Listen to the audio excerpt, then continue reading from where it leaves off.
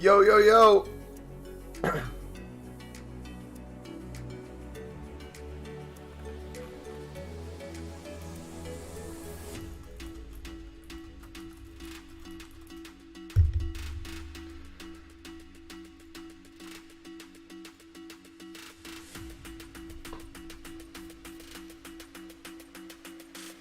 Ladies and gentlemen, we have made a tad bit of profit, I can confirm. We, made a little bit of coins last night. Both from Foot Champs Rewards, where we packed a special card of sorts. I'll keep that a surprise.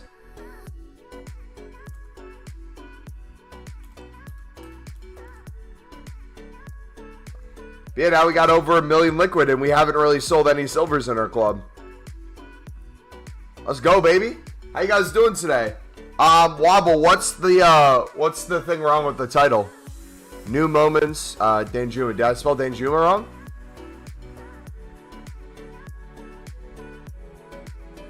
Moments, 6 p.m. content live. Oh, did I capitalize the I? I got it. Thank you, buddy. Intro fire as always. Hey, appreciate it, man. How you guys doing today? Hopefully we don't get bid banned. I got bid banned earlier. I think it's gone now, but I'm not going to risk it. I'm going to, I think, bid on my phone. Or bid on the PS4 one.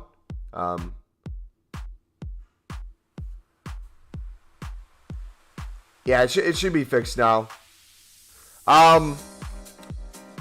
Good news for you guys today.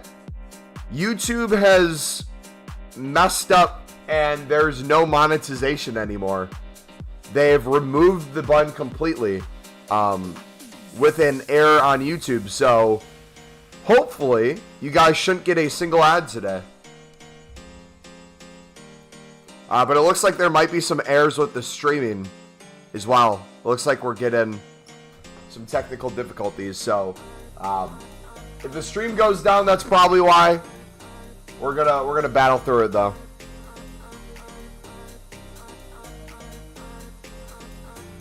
You choked champs. You finished 8 and 12. I only went for 6 wins and gifted the rest.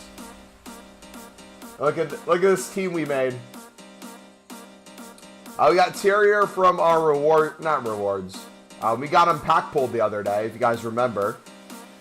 He's been great. I play him at striker. We got the Suarez done with the Mbibo, so I started putting them in. I bought Klaas. Got him at left back. Yeah, this is the squad we're going with, boys. As you see here, we got 2 new wonderful additions to the squad as well. How late is it for you right now? It is 11:35 a.m. It's not even noon yet. We got Smaldini and Savage. So we gotta, I feel like we're getting called to build a Serie A team eventually. But the good news is, with this squad, we can get full chem. We can finally get full chem for the first time. All we need is a very special goalkeeper, boys. I don't know if you know him. Where is it? There we go. I don't know if you know him.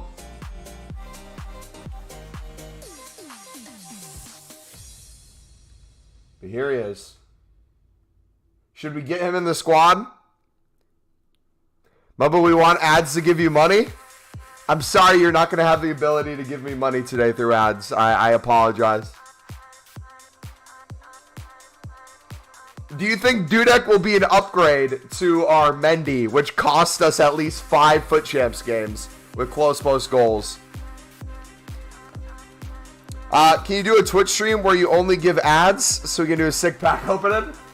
Bro, we might have to be sitting there for hours if we're going to get any sort of money from Twitch to do that. But no, we sold Mendy. We got rid of Mendy. Should we try to snipe a Dudek? How long will we be live for today? We should be live today for about 3-4 hours is my goal. We got our champs games done, so we don't have to worry about those anymore. We're going to do a lot of trading. We're going to do some pack openings as well. We're going to check out new content. It's going to be a good time, man. So he was... I bought him, I think, for 46, 47K yesterday. And sold him for over 50K overnight. I want to see if I can snipe him for under 49. Did you get banned or something? Mumbo doesn't want to read my messages. What do you mean? I've read every single one of your messages. What have I missed? Sam, what's up, buddy?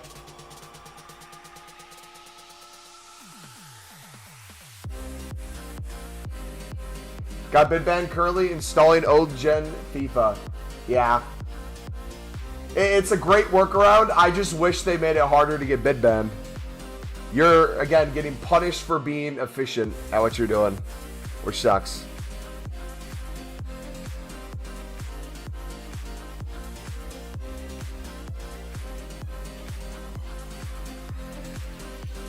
I would say I have time. How long you think you'll be able to take to get you 100K by silver bidding? I could make 100K right now if I wanted to, just by selling the silvers we bidded on in the last 20, 30 minutes that I put in my club. We'd have to sell, I think,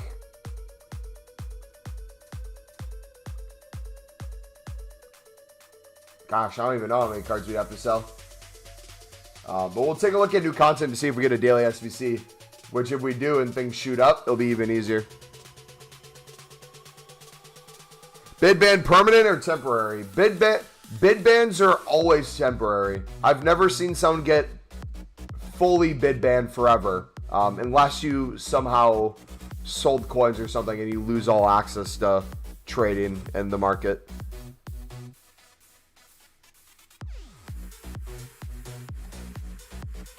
Pick up every card for 150 and sell for 200. Why would you sell for 200? Or you're talking about commons. Are you picking up every silver common, or are you doing center backs? Here, I'll link our video again for those of you who missed it yesterday. I'll pin it in chat again.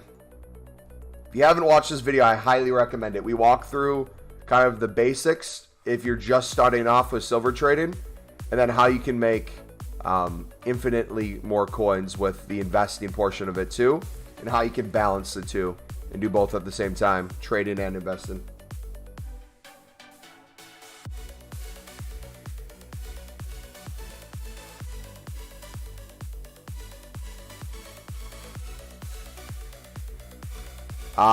Wait, all cards? I bid on every silver common possible. But when it comes to trading, I mainly do center backs. If it's quality, thanks for that. I made 100K. Hey, GG, buddy. Yeah, so I'll explain very briefly what the video is about. The video, for people who don't know how to silver trade, breaks down the basics of how to check silver prices. And then from that, we show you how you can go about flipping silver center backs, how you go about checking prices. And then from there, we discuss how you branch off from the point of you initially... No shot! No shot! Are you serious? Are we market banned? We can't even search! What is EA doing? You bunch of frauds! Oh my gosh. What is this game becoming? I'm about to boot up a PS4. Is anyone else running into that too? Where if you try to snipe... Oh, maybe it was just temporary. Who knows? You know what? I'm not even going to risk it. I'm just going to buy the goalkeeper for... What is he, 50K?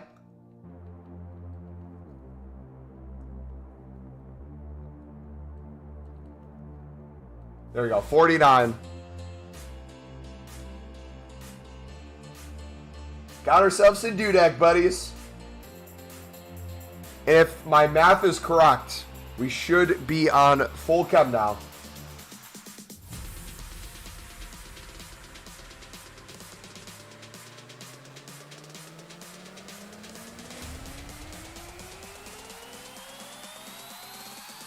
Thiago Silva's now at full chem. Oh, no. We did all that just to not have Thiago Silva on full chem.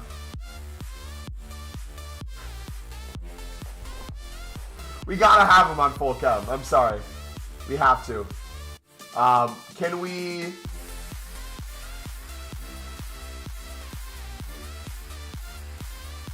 There we go.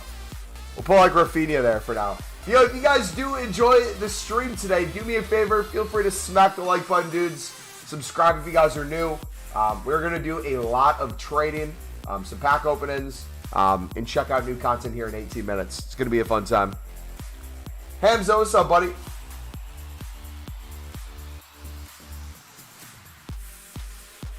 Your market may be lagging. Yeah, it might be.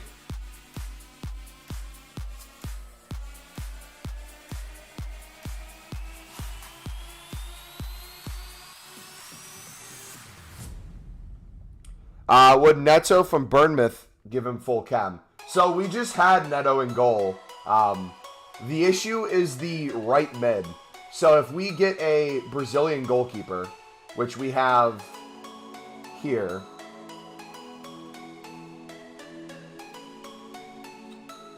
Where is he? We would then have to get probably what? A Brazilian right mid? So if we bought ourselves, you know what, actually.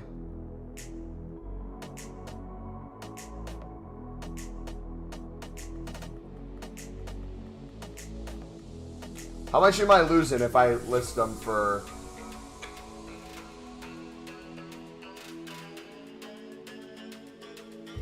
Okay, I'm going to lose a couple thousand, that's fine. Let's sell him. Let's get ourselves an Antony, because I think an Antony gets us on full chem, right? We would just need a Brazilian right mid from the Prem.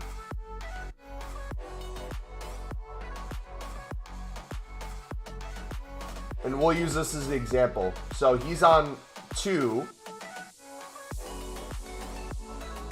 Wait, what?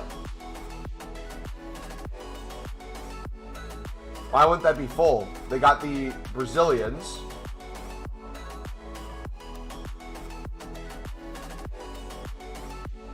You know what? We might have to go United keeper. Or... Dude, I guess I don't know anymore.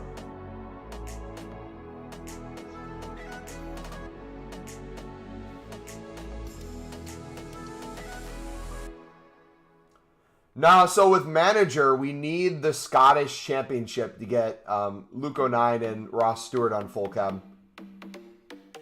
I thought for sure getting a right mid there would fix it. So Martins obviously gets the 3 there. So we have everyone on chem but the goalkeeper.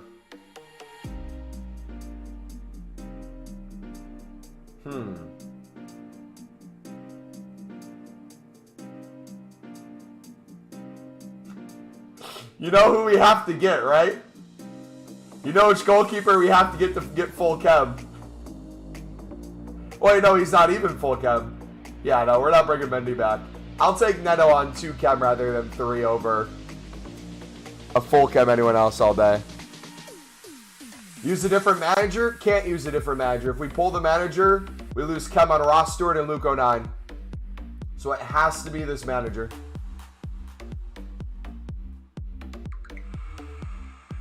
Hey, Milan just scored. GG. We'll end up fixing it over time. If we got an icon goalkeeper, would that fix it? Or is Thiago Silva still not going to be on full chem?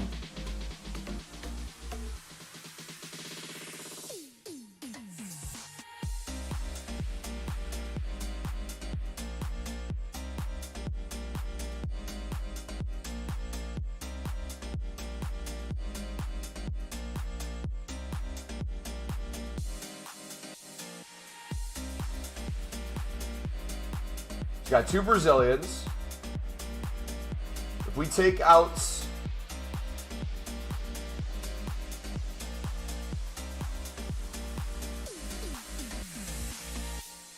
How about De Gea and goal? Does that De Gea and goal get it?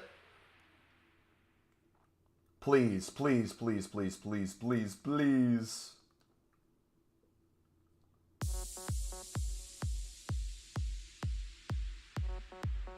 Nope.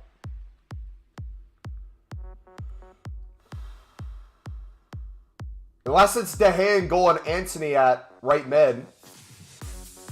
Maybe that would do it. Anyway, it doesn't matter. Early stream today? We always do early streams on Saturdays, buddy.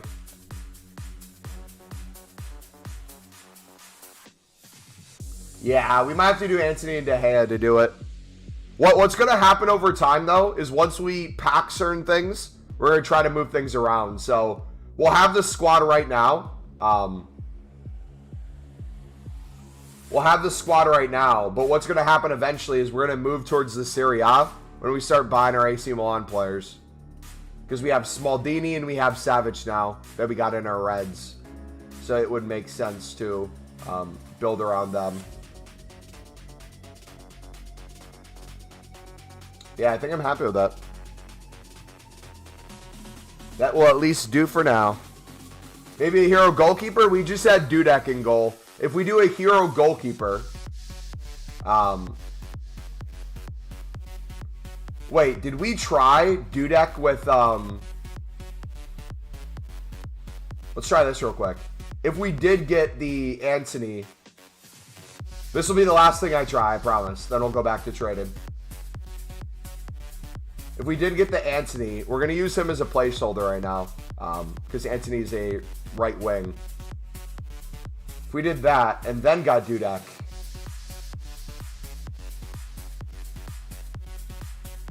That would work.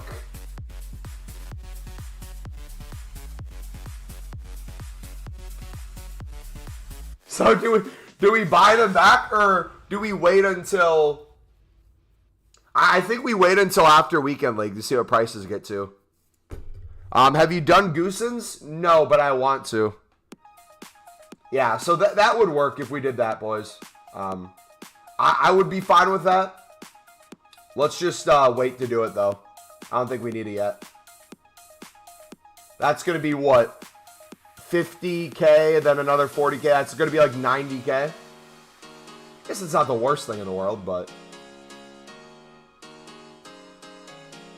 if we wait till, like, let's say Sunday, and prices drop a little bit, because what? Is Antony 40K still?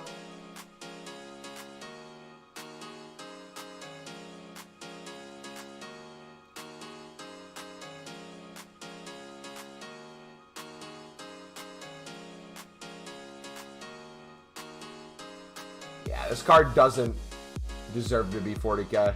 I'm sorry. Yeah, Sunday they'll most likely drop. Yeah, I know the second I buy it, it's going to go into just a downfall. Last minute club stock? I already club stocked. I'm fully club stocked currently. If you guys still need to club stock, go in on your comments.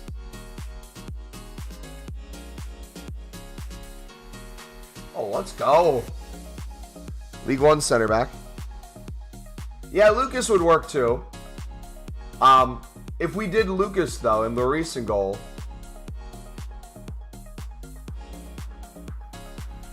that'd get the Brazilian needed. Get the league, and it'd also get the team. Yeah, that could work. How much is Lloris? And is Lucas decent, or is he crap?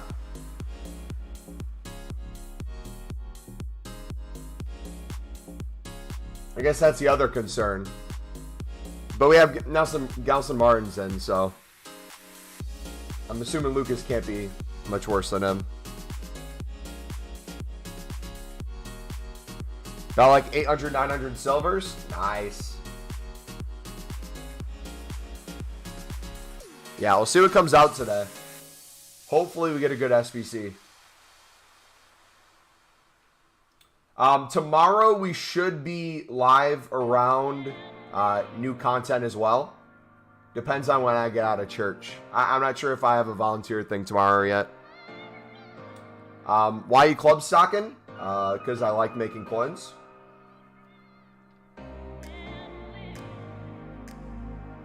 We club stock silvers every day.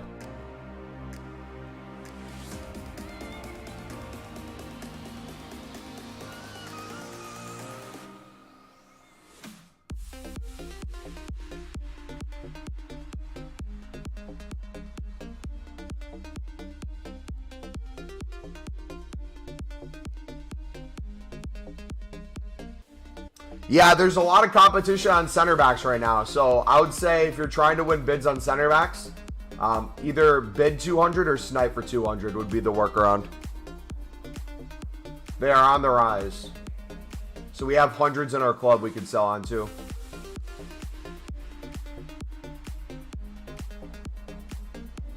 Let's see, how many are we on? How many pages?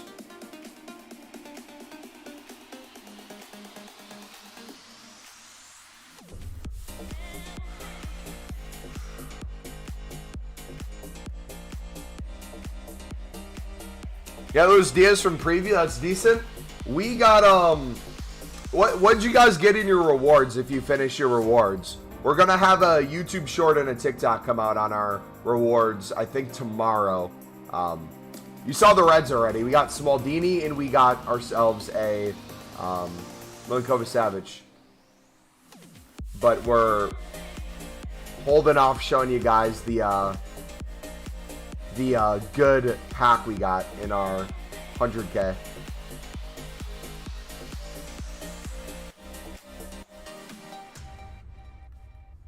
Yeah, we're almost on, I think, 500 keepers again, or center backs. It'll be close. Yeah, just under 500 center backs in our club for Silver Commons.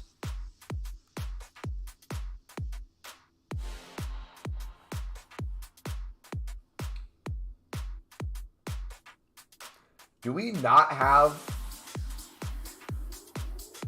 Do we only have 33 listed? 35 listed? Really?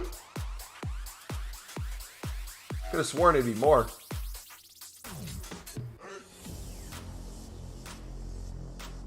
I was lazy listing silver center backs for 400 by now. 5 to 8 we're selling in an hour. You have to check what kind of the market's going for to do that. When the market's a little higher, when they're all selling for 300 pretty quickly, you get a lot more that sell for 400 within the hour. But if you're doing it earlier today or last night, a lot of them would take the whole hour to sell for 300 because the market was a little lower. So it would make it extremely hard to sell a bulk amount for 300 or for 400, I mean. Now they're back on the rise again. You can kind of see it in the bid prices and the buy now prices too. So like if they're extinct at 200 coins and people are instantly sniping them, and you can't win a bid for 150 because everyone's bidding 200 plus, that's a good sign that they're on the rise. So anytime you're either lazy listing or things aren't selling for like 400, that's a good sign and a good indicator that you should probably be bulk bidding and storing in your club. And then once they're on the rise, you get your nice little flips out of them.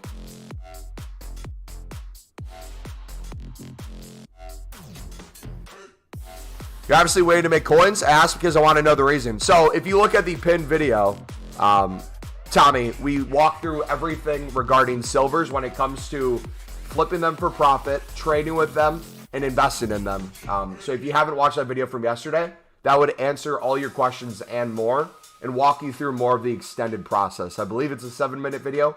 I would give that a watch because it does a better job of answering it than I could answer now, if that makes sense. Yeah, daily SBCs, Tommy, is a big thing.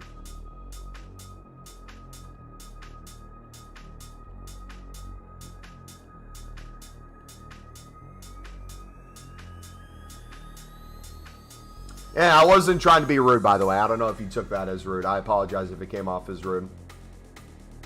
It's literally to make coins is why we club stock. It's as simple as that.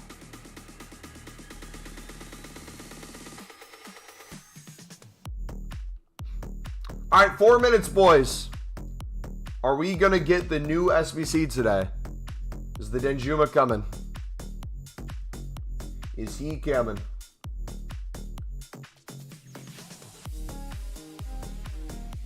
Hopefully.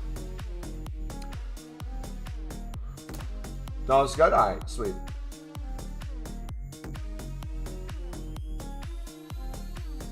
Are they going for 250 quickly as well? Let's take a look at those.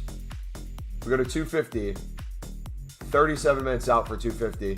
I'm curious what the 59th minute looks like here. Not a crazy amount of 70 pluses for top nations.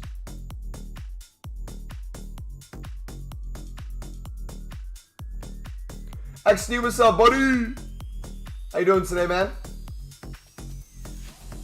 How's it going, dude?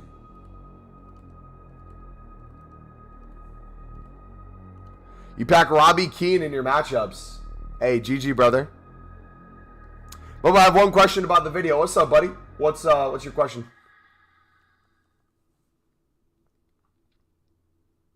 I'm doing good. What about you?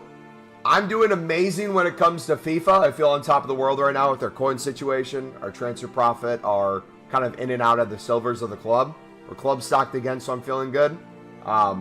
Football-wise, I feel horrific, man. Sunderland lost to Swansea today on the road, 2-1. Horrific first half, 2-0. Didn't look like they wanted to play. The lads were not there mentally.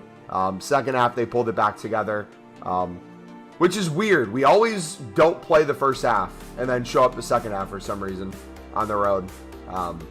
Did well in the second half. Jack Clark brought one back, but we had... It felt like no one wanted to score. We were desperately missing Ross Stewart.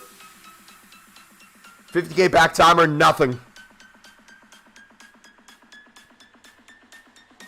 6 a.m. CET time is when I club stock. Barely anyone's bidding on silvers. Yeah, anytime. So here's a good indicator too of silvers, especially when I'm doing it on stream. If you're doing it when I'm not streaming, that's going to be a better time than if you're doing it when I'm streaming, because you'll have me doing it on stream. You'll have other people doing it as well. You'll have people who haven't been doing it before trying it for the first time. That's just our community. Then you have everyone else who does silvers as well outside of our community. So when it comes to like sniping or picking up 150 bids, there's going to be a lot of competition. But if you have your club kind of stocked before the streams, when we're usually normally live, that's a good indicator that if prices are rising, might be a good opportunity to sell on, especially after new content. We get a daily SBC. Thoughts on Silva? I was very critical with him early on in Weekend League. It felt like his card was playing horrific. The runs he was making were completely away from defenders, keeping everyone on sides and not marking anyone. But he turned it around in the second half and became a really big part of our back line. There he is, boys. Oh, that's a beautiful design. 83 and 84 rated squads needed for a small gold players pack and a gold players pack, dudes. So if you're wondering whether or not you should do this, you only need minimum of 2 86 rateds in that 84 squad, and then you only need 1 85 plus in the 83 squad. Let's take a look at the card real quick too. 4-star, 4-star. He can play at striker, left wing, or his default left mid. High attacking, medium defensive. This looks like he'd be a really good striker card. He's 5'10". Can you put an architect on him? Is that possible? Can you make them a lengthy lad? What player traits does he have? Flair, long shot, speed dribbler. This is what he's rocking with right now, boys. You guys think you're going to be doing this card? What are your initial thoughts on him?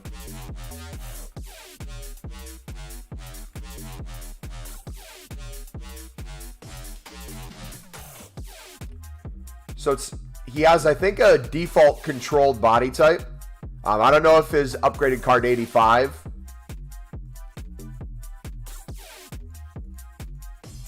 changes that at all with the layout, but lengthy is impossible. Yeah, he's uncontrolled. You could probably make him explosive, maybe.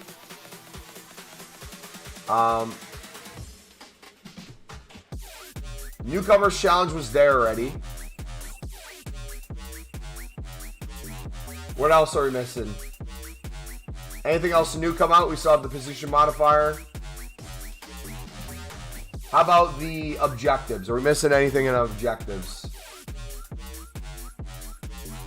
There's a Goosen's Race to the Top. Is this new? Win one match in the live foot friendlies with a full squad of players from England, Spain, and France. You get a lone Road to the Knockout pack. That could be good. That might be a decent reward, depending on who you pack. 2 matches here for a what? 75 plus player, 75 plus, 75 plus, with the mega pack at the end. I think the loan is better than the mega pack. I need to get the deaths done before it's too late. I've been lazy.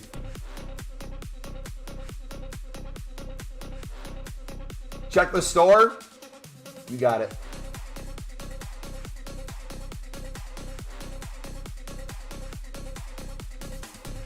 Wait, Foot Hero Pack. Is this tradable or untradeable? Untradeable. All right, we're doing this. Boys, you want to see a Foot Hero Pack? You got Gino? GG, man. All right. Smack that like button if you want to see a Foot Heroes pack. What are you saying, chat? 25 likes? 20 likes? If we can get to 20 likes right now, we got 41 people in the stream. We will do this Heroes pack, boys. I'm feeling a Genoa. It's tradable? Nah, it's untradeable. I see the little untradeable thing next to it. I don't want to see it. What are you guys getting? Milito? Watch us get a Dudek. I wonder if prices are going to drop then. What's the hero market looking like? Wait, it is tradable. Wait, what? It's showing untradeable. Okay, we're just going to open it. I'm just going to open it. If that's supposedly wrong by EA, I don't want to give them time to fix it. All right, let's just go for it, I guess. All right, dudes, we got a Foot Heroes pack in the store for 25K. Come on, what can we get? We have items to deal with. What are we dealing with? 1 of 3 loan base icon.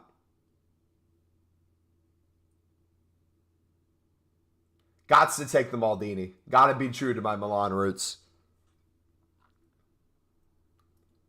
All right, here we go, boys. Foot Hero, what are we gonna get?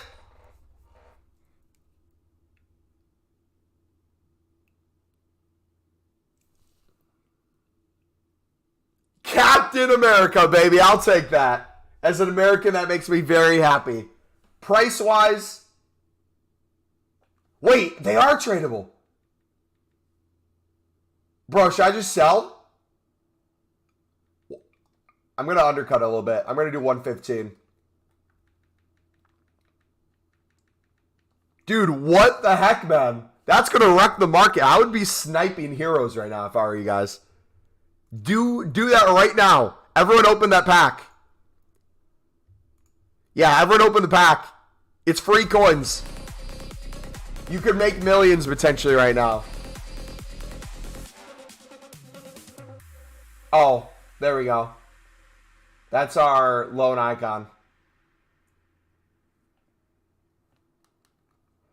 I would sell right now before prices drop. It might have already dropped. I might have already listed it for too high. Oh no. I should have undercut by more.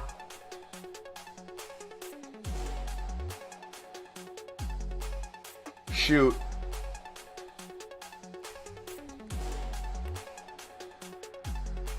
Spent 85K on it, got Sorloth.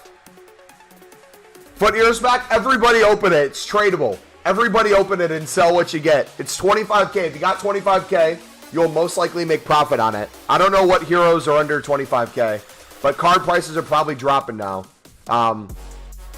Let's take a look at the Discord. Dude, if he doesn't sell, I'm missing out on a ton of coins. Crap. I'm not seeing anything in the pack section. If someone posted something there.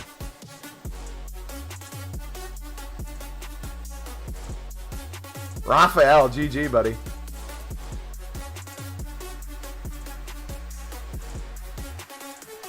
Wait, did they take it away? Is it gone now?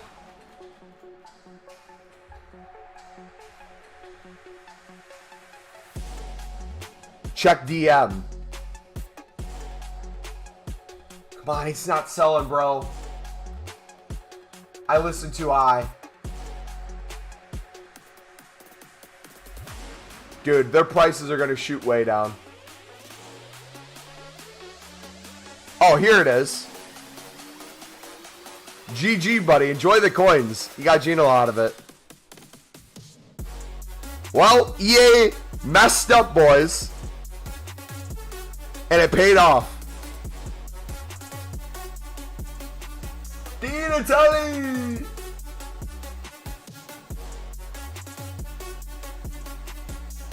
Alright, let's oh my gosh, dude, look at the prices. How much did they drop? No shot. Oh my gosh, they just killed the market. Imagine if we didn't sell our Dudek. Imagine if we didn't sell our Dudek. How much is he now? They just killed the hero market. They just killed the hero market, boys. We would have lost so many coins. But now we could buy them. We could buy them if we wanted to.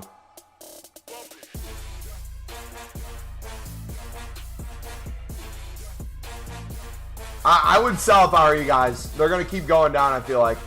They might hit a bottom and rebound a little bit. But everyone's opening in it. Go to the store. There's a tradable hero pack for 25K. If you would have opened it instantly, prices were still high. Now a lot of things are dropping. So it's not guaranteed profit now. But if you open it, you got a good shot at a tradable hero that could be really good. Wait, okay, question. I thought the little arrow thing meant it was untradeable on the pack. If that's the case, did they mess up the pack or did they mean to put this out? How much is Donovan? I just probably missed a lot of coins on Donovan, listing him for what I did. I should have vastly undercut that.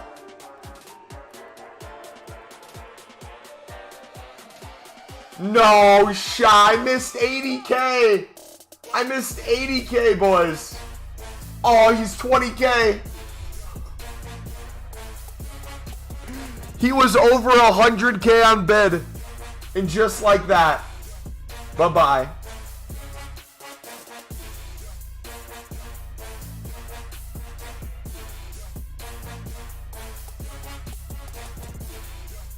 Well, if you guys are ever looking for a time for cheaper heroes, it finally came.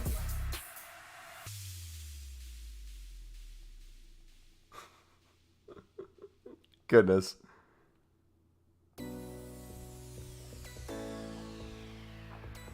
Hold on. Could we snipe heroes at like...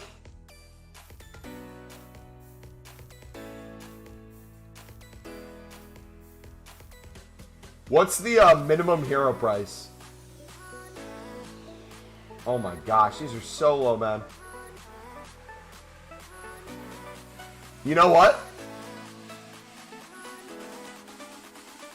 This might be stupid.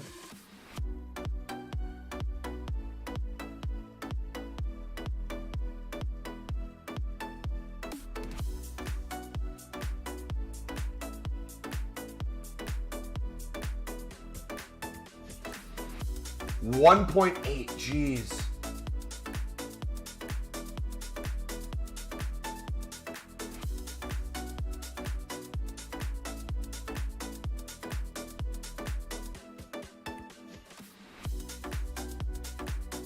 Can someone check his loss? Yeah, we're checking right now. He's dropping heavily.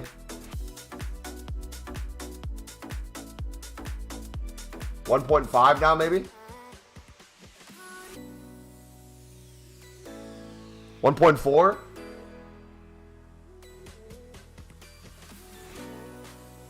Jeez, his price, man. Oh my gosh! What is going on? Holy cow, bros!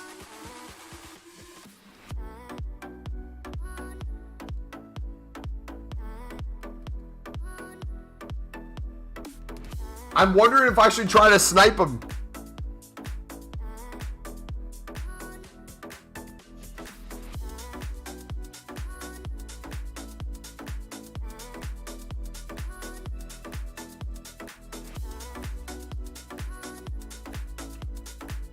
I have a feeling they're going to drop extremely heavily, then rebound at some point, would be my guess. The question is, when are they going to rebound? The bigger guys, at least. The lower ones, I don't know if they come back from this. What were EA thinking? EA did the market dirty. Bro, anyone investing in heroes or trading with heroes, RIP if you were holding on to one. We got rid of our Dudek literally minutes before new content. That could have been bad. We could have lost like 30K.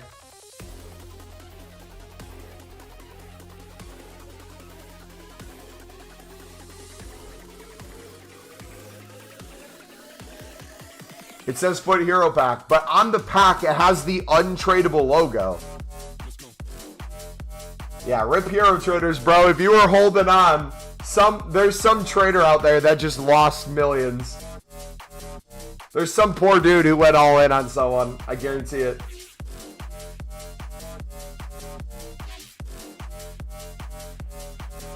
All right. If we snipe at 1 million, I have to sell for 1.52. If we sold at, let's see, 1.1.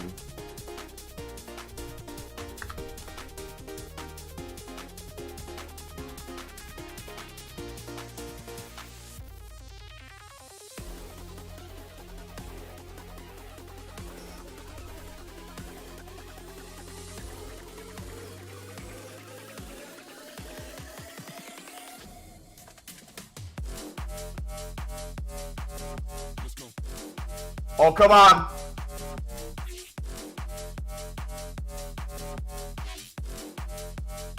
Oh, come on! Dude, I'm going to go for it. I'm going 1 mil. No!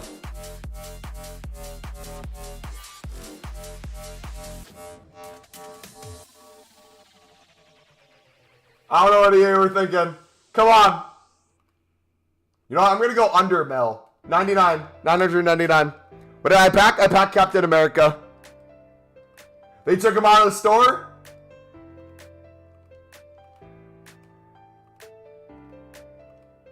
So they're going to start rebounding a little bit if they took him out. Here comes the EA message. We apologize for the inconvenience. So the question is... Oh, come on! For the people who have ones that are close to discard, would the discard ones be a good investment? Will there be compensation? I'm not sure. I think we should all get an untradeable hero. Like the pack said. Or like the logo is pointing to. Come on.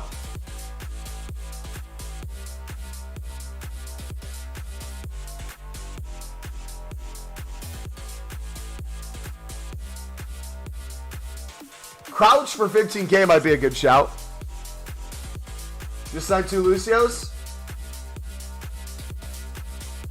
What happened? They put a... Oh, come on! They put a hero pack in the store for 25K. And they had the little logo on it that said untradeable. But the pack was actually tradable. So everyone and their brother had 25K, opened a hero pack. Thinking it'd be guaranteed profit.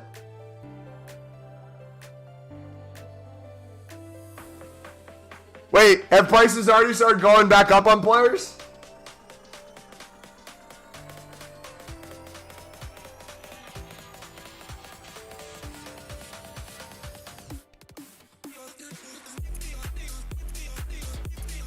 Dude, I'm going to be right on one of these. I'm never going to win one. But watch me be on it and be the next one. I'm feeling one coming up.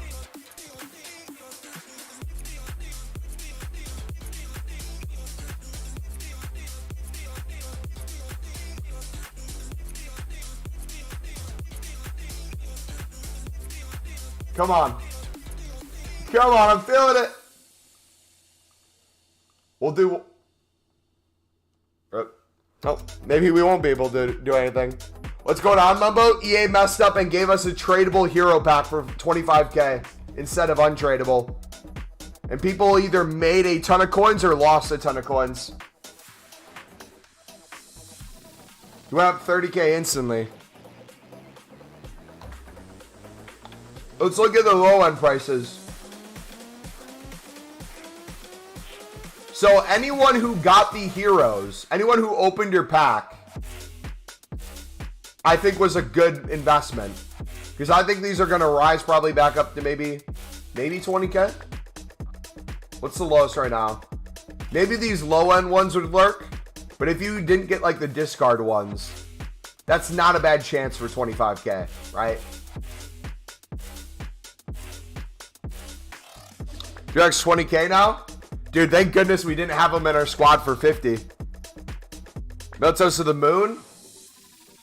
Yeah, they took the pack away. Oh, come on.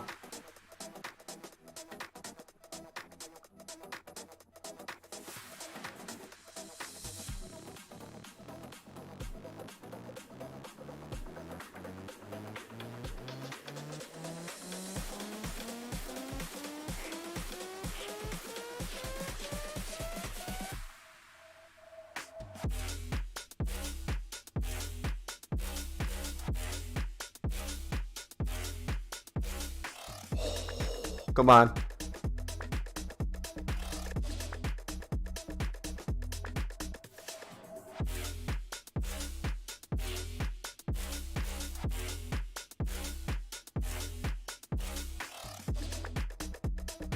Yeah, they're starting to get bought out, boys. Look at that. The lower ones are slowly rising back up.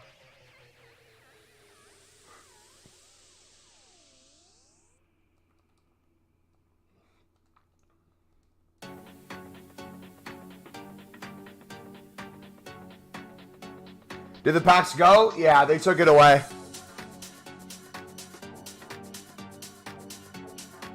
Why don't you go to a Prime Hero filter? True, good point.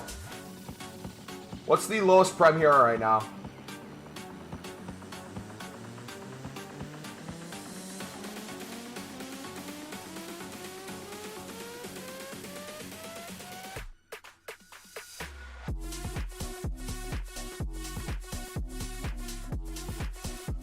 Server's down now. He went down to 315. Now he's back up to 450. Got Joe Cole for 115. Nice.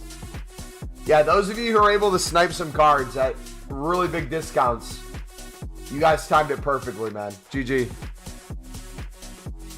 They took the 82 plus team of the week pack down too. Was that messed up as well? Was that supposed to be untradeable?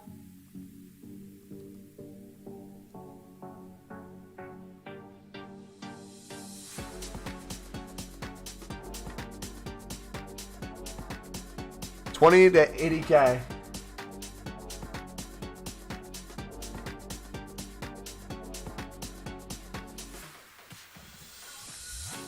I told you, Mumbo, I'm a pro trader. I just feel so sorry for the traders out there who had hundreds of hero cards.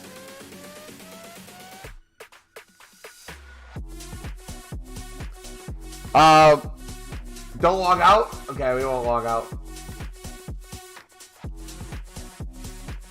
How do you get the players' names as indicators in the game instead of your PSN name? There's a setting you can change that in-game or in the settings when it comes to visuals. I believe it's under the visual tab.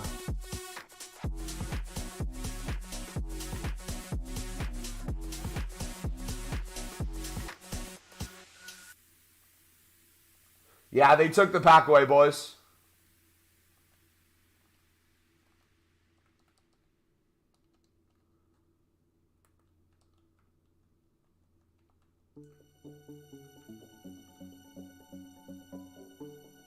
He's already up above 2.1 again.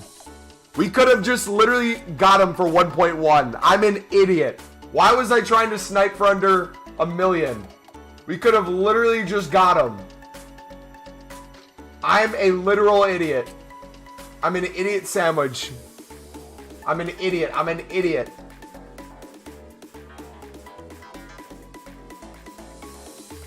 Oh wait, no, maybe it's not that high. Someone must have bid that before. But still, oh my gosh, he's already back up to that. Jeez.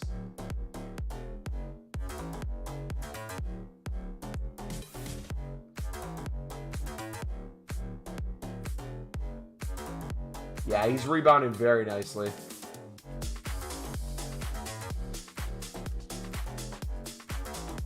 Jeez, man. We could have made so many coins. Why did I do that?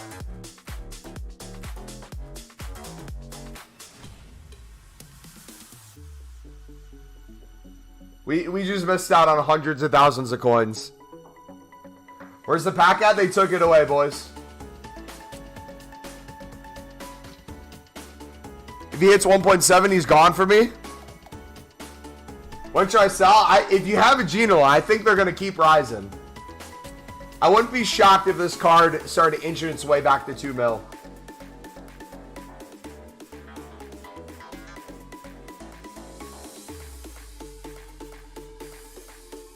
Because what was it beforehand?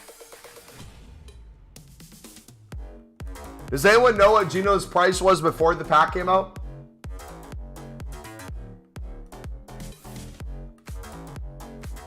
Yeah, he's already 1.6 mil. Instantly for 1.6 mil. How about 1.7?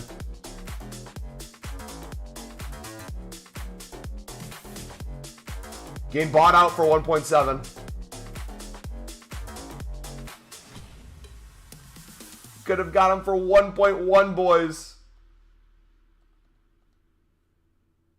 He was 2.2.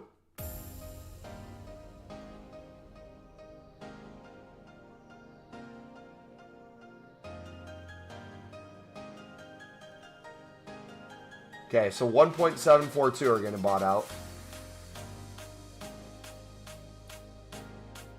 Last, what'd you say, buddy? What's the best way to make coins right now? It would have been sniping heroes. But if you want to take a look at our trading playlist, I'll link that in chat. The pinned video in chat is how we've made our last 2 million coins so far this year with silver players.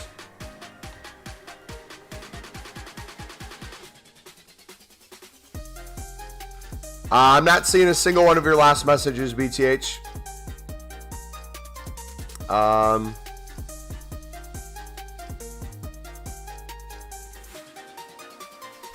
Oh, here it is. Yep, can't get back in Ultimate Team. Didn't get the pack and haven't made profit off my silvers. I don't know what you're doing with silvers if you haven't been making profit, buddy. It's been nothing but profit.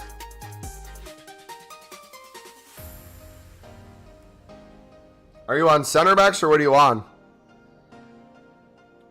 Yeah, he's back up to 1.8 now.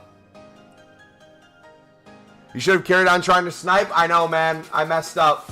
I apologize to you guys. Yeah, I undercut hugely on Berlin. Didn't think they'd take the back way. So, the good news is I can sell my Donovan for profit, I think, right? Because Donovan will keep rising a little bit. Maybe, I don't think he'd get back to maybe 100K, but maybe we'd make a bid off of him.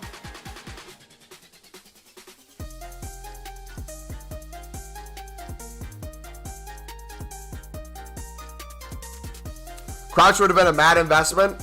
Went from 30K to 100K. Guys, if you have your tradable hero and you're questioning whether or not you should sell now or wait, it looks like most things are still rising. If someone wants to look at different cards, you can. Gino alone, for the people who packed him, he is still going up like crazy. So I would hold off on selling him right now. I'm sure the other heroes are doing the same thing. They're slowly getting bought out.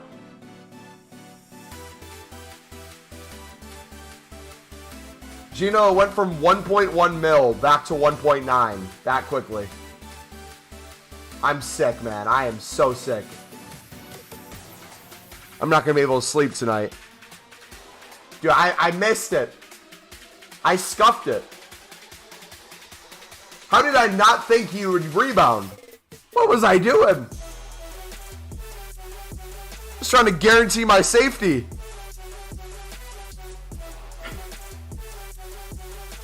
For what the current price was. Yeah, I'm an idiot sandwich. Alright. I think this is worse than the Mendy situation. Yeah, you can still snipe low here tier heroes. I'm just now stuck seeing how badly I messed up.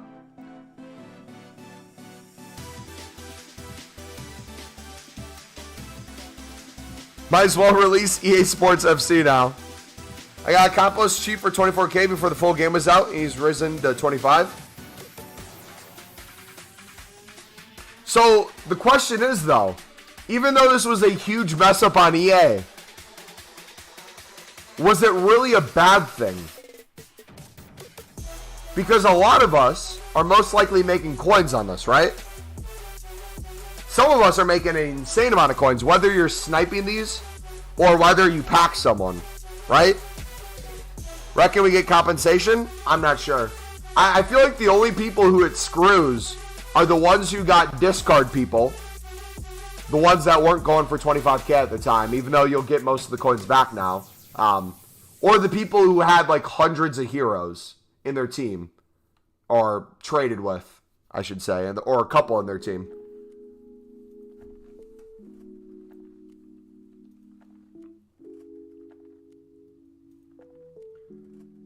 Gold cards now down. I wonder if people are sleeping now on the center back market.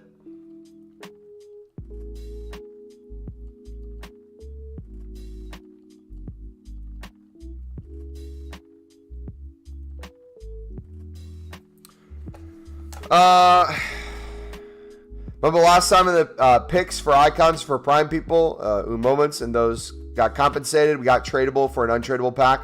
We'll get a free Pac-Man. The rich get richer. Hey, if that's the case, we get another shot at an untradeable hero. I don't think that's a bad thing.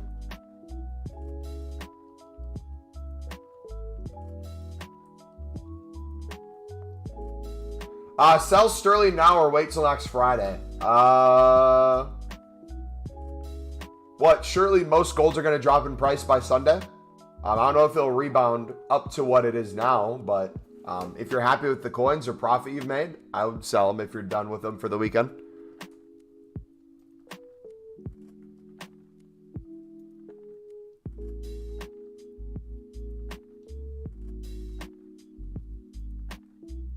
Dude, the coin transfers probably went crazy there. Imagine overpaying though because you sent it to the wrong one.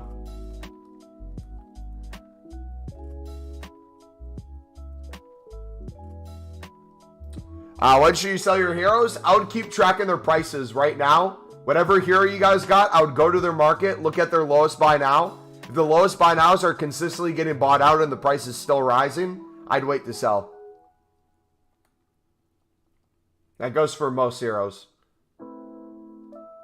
I don't see them getting lower than they are right now. The low-end ones are already starting to get bought back up a little bit. So if you got a low-end one worth less than 25k and its price is slowly rising, I would wait to sell it. So at least you can get close to getting your money back on the pack. For those of you who pack someone great out of it, it seems like they're still rising in price. I would take a look on Footbin, what they were going for before that pack came out, see what they dropped to. You'll kind of have a range of what you can expect it to potentially get back up to. But a lot of them will probably maybe not reach that price now that there's a lot more supply.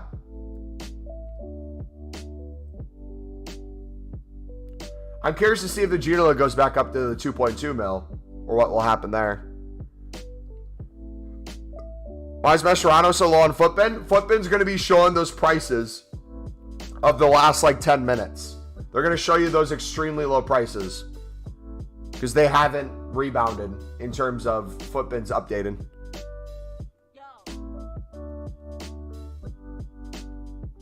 I feel like the Wolf of Wall Street right now. 100K in 30 minutes. Yeah, enjoy the profit, boys. My club legend last year, too. Yeah, Di Natale's great. What pack are we talking about? They brought out a tradable hero pack for 25K. It was meant to be untradeable, but EA messed up. Wait, did EA make a statement? Hold on. We're getting compensated, boys. Let me confirm it. Did they tweet it on their official account, or is it the EA direct communication?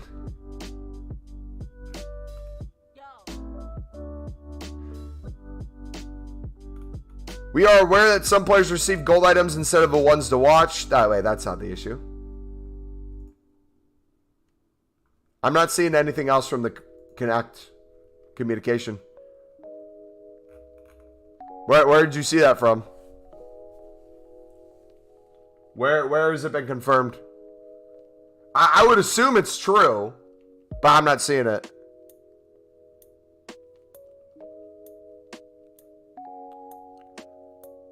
WSM, do you have a source for where you saw we're getting the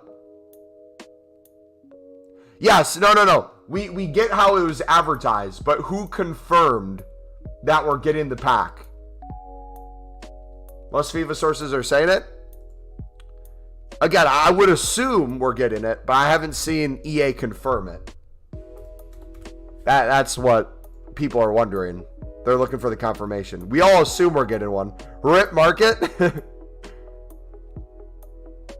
Guaranteed hero pack for 25K. I don't have it on my store. Dang, yeah, that's crazy.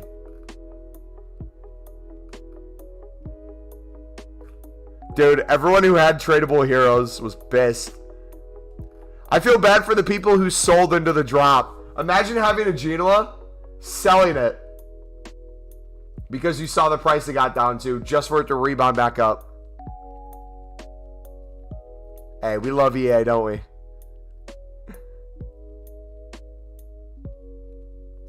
Yeah, I hope we get an untradeable one, boys. That would be ideal. What's the compensation for? The compensation would be for if you opened a hero pack, 25K, expecting it to be untradeable, and instead they gave you a tradable card. Did I ever shit talk him? I was not shit talking him. I was genuinely curious if he lost his legs and his shooting ability at United. Because I've never seen an attacking player so poor at shooting in my life for the amount of money that he was bought for. Again, dribbling and passing, he is terrific, and he is clear of most people in the championship. But that man, anytime he gets near the box and he attempts to shoot, looks like a little 9-year-old girl in the box with the amount of power he gets behind his shots. Last week, he had a wide open shot opportunity in the box where he had to finesse it with his left foot, and he cut back in instead into 3 defenders when he was wide open. The man has been horrific shooting, but everywhere else he's been amazing. So again, it's not me talking crap about him. He is a fantastic player. Shooting is just not in his facilities right now.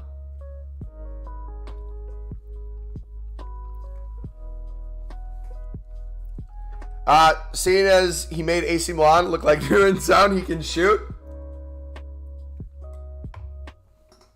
Do we have any recent history that can show he can shoot? Or are we just going off of the highlights of back in the day? Who are we talking about? Amad Diallo.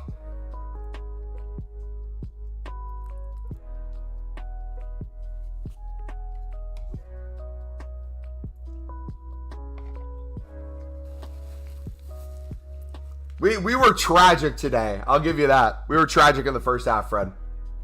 Ahmad coming on definitely helped. So did Jewison as well. I'm gassed right now. Let me know if you guys start getting the pack.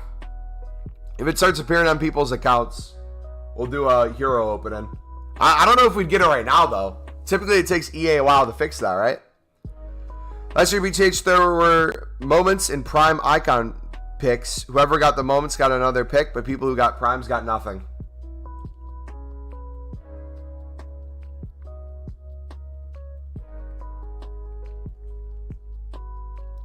It's going to take a week to get compensation. At least we get a free hero out of the deal now.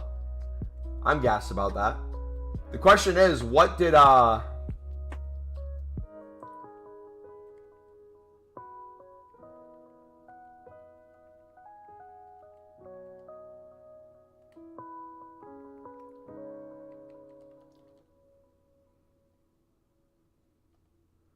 prices did they get to now? Okay, so I definitely made profit. I guaranteed made profit.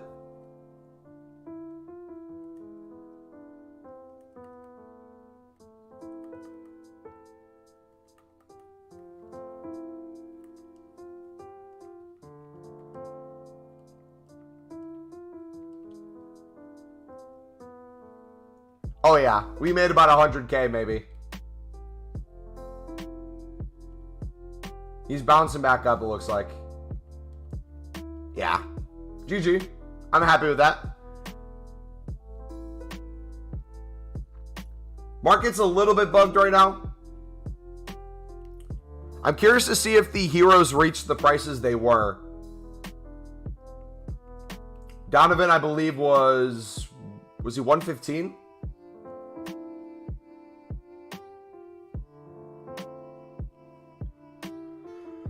What's your most underrated player you've used so far?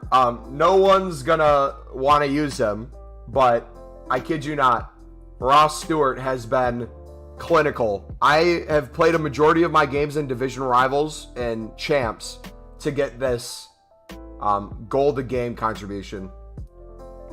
And my goodness, he's lengthy. He's a 75 rated striker with a finisher on. This man has gotten so many hat tricks. Any silver that you can make lengthy from your favorite club, if you want to get him into your team, and they have half decent shooting, will play amazing. He's the most underrated in my opinion. I take back every criticism I gave James. I had James on a shadow instead of an anchor. Putting him on an anchor made him lengthy, and he is a world-class right back now. So I went from he was horrific, I need to get rid of him, to I found my right back for the foreseeable future. Looks like I know who I'd use for Silver Stars. I basically have a full Sunderland team for Silver Stars. LO, what's up, buddy? Pinch me, Reed.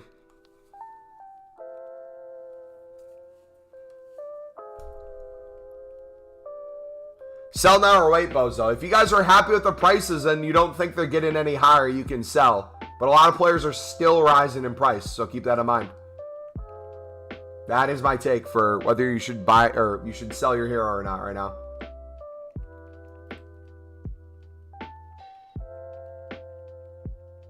I've done silver center backs. I've stocked my club with 150 silvers.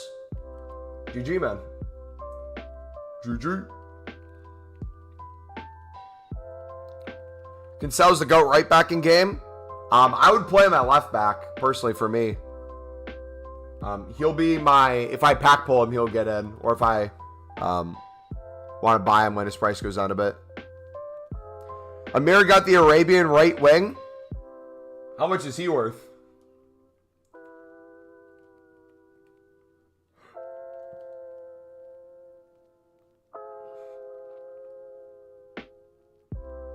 Oh, that's decent. Decent profit. You got Mendy left back and Cancel right back. You absolute sweat. Sweaty, sweaty boy.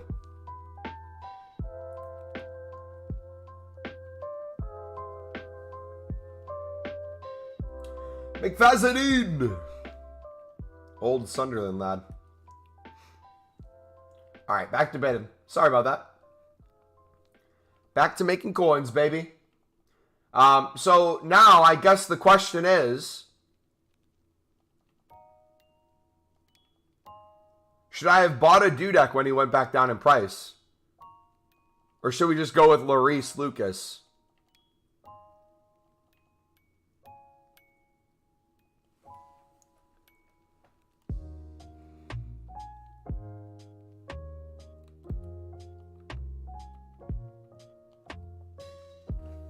Let's see.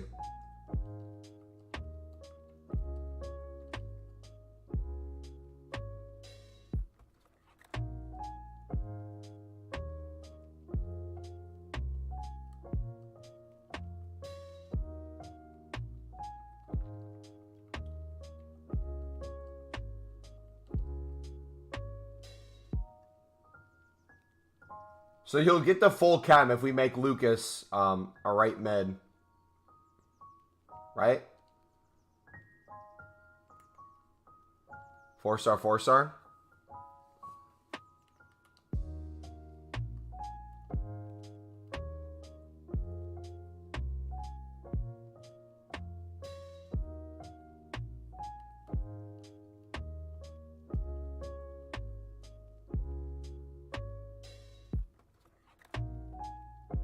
So this is what people do when they buy position modifiers, when they don't go to the market if they're lazy. So what some people do is, even if position modifiers aren't crazy high, they'll look at the prices on one page and look for the lowest there and buy it. So you can make some really good coins doing that.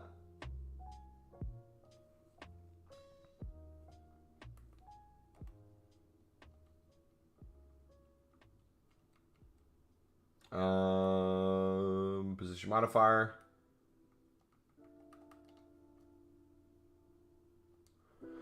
Why are you bidding 200 instead of 150? Because if you're bidding 150 right now, you're most likely going to lose every single bid, or most of them, unless the market's changed the past couple minutes. But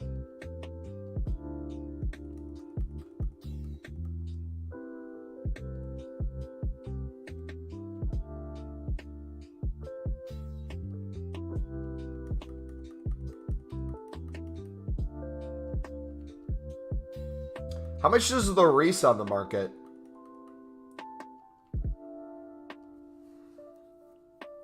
Do you know if weekends are usually pretty good days to sell silvers? Usually I enter work at content drop, so I can't really sell Monday through Friday.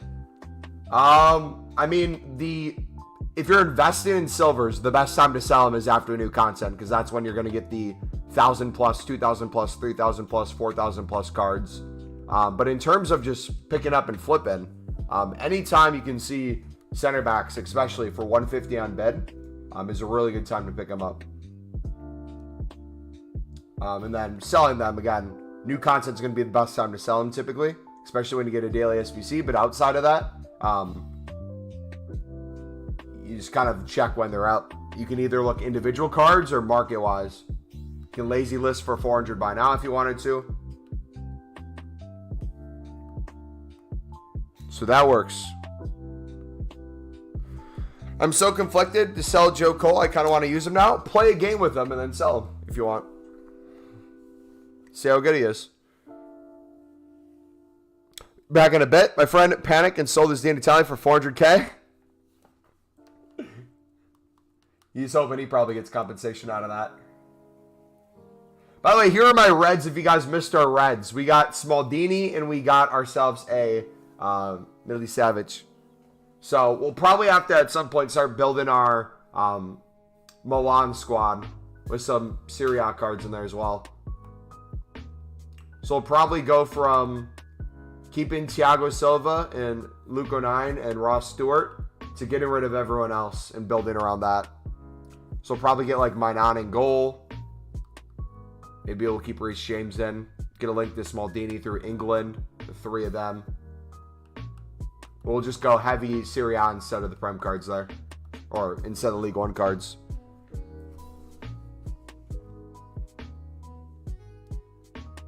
Don't forget to try to bid on heroes in 15 minutes. Yeah, there's going to be a lot of open bids. I have a feeling, though, a lot of people are going to be on it too, though. That's the only thing. He bought Di Natale last week for 800K. Yikes. My man's going through it.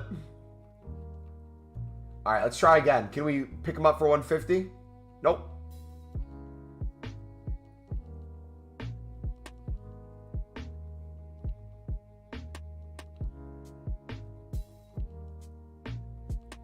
Market is moving up. So I'm going to start bidding 200 and sniping 200. I'm going to flip for 300 plus on every card. He's my favorite player of all time. Nice, man. All right, we should be getting close to 500 center backs in our club too. So if I sold on, let's say on average, if I did 300 on the low end, we'd have about another 150,000 minimum coins coming in. So we might actually be able to push 1.5 mil by the end of the day tomorrow. Our goal was 2.5 million transfer profit by Sunday. We hit that already. We might actually push 3 mil by Saturday. Or Sunday, I mean. I played FIFA 23 on PC. It was working for like 2 weeks. Now it randomly stopped. What randomly stopped? Silver center backs or what? Do road to the knockouts upgrade? That's the whole point of the promo, buddy. Is for them to upgrade. If they get their wins or performances. Isn't it?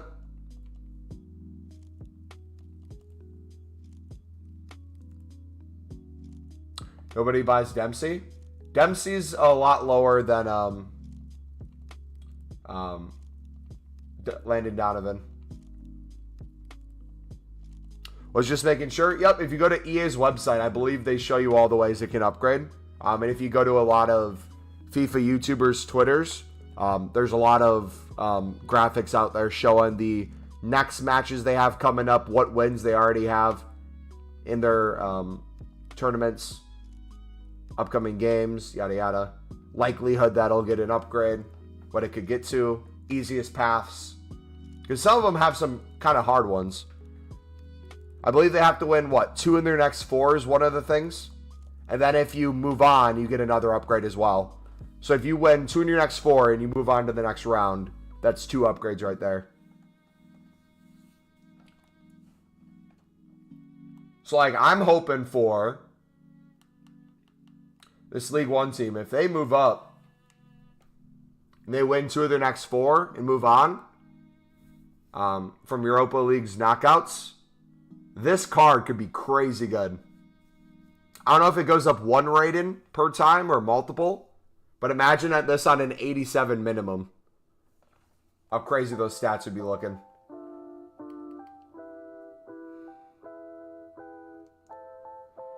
What's your link to the trading tips? Exclamation mark trading in chat links to the whole trading playlist, which the mod just linked through Nightbot. Or if you look at the pinned comment in chat, it is our newest trading tip video from yesterday. So if you haven't had a chance to watch that, I'd highly recommend you watch that. It breaks down the basics of how we've made over 2 million coins this year on silvers.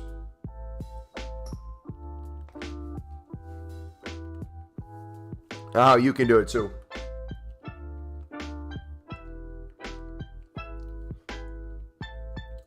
Alright, I'm just going to mass list these for... You know what? No. Let's take our time. Let's take our sweet time.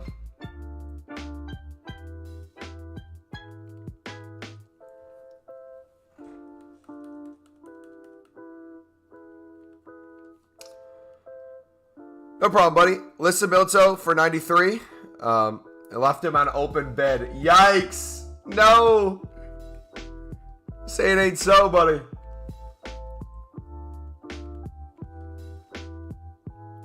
Did I do the hero pack? Yeah, I packed Landon Donovan. So I made about 100K. Or I guess technically like 75K. Because it was 25K to open it.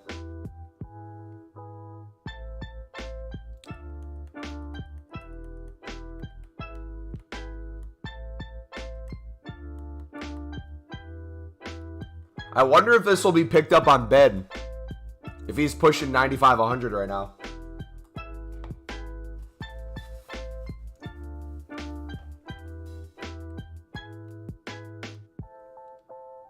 Watch us get a Ginola untradeable in our compensation packs if we get them. There's also an 85K pack. Was there? There was a 25K hero one. I didn't see the other ones. I was too preoccupied on the hero pack. Yo, guys, we are one sub away from 11,590 dudes. You guys have been killing it recently. So many new people coming to the stream. So many people returning. You guys have been making a lot of coins. We've been making a lot of coins. Pack luck has been insane. A couple of you guys in the community have packed heroes along with the icons already. We packed I'll give you a hint. We packed a hero yesterday in our rewards for Foot Champs off a stream. We made some really good coins on it. You'll see that video tomorrow. But if you missed the red picks, we got Smaldini and Milicevic.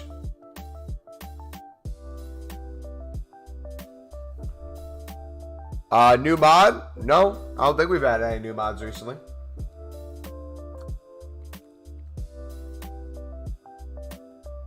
Why is there a big crash? There was a tradable 25k pack hero where you got a hero guaranteed instead of untradable. So EA messed up in the market crash, but now it's rebounding. Compensation? There should be compensation. I don't know if anyone's confirmed it 100%, but it's false advertising because the pack showed the little untradable logo, meaning that the pack would be untradable, and instead they gave you a tradable card, which then crashed the market. But now prices have been rebounded. Should I sell at 1.24 mil or what? Most cards are still raising in price. If you're happy with that and you don't think he's going to get any higher, feel free to sell them, man. But most things are still rising, especially the bigger ones. So that's your call.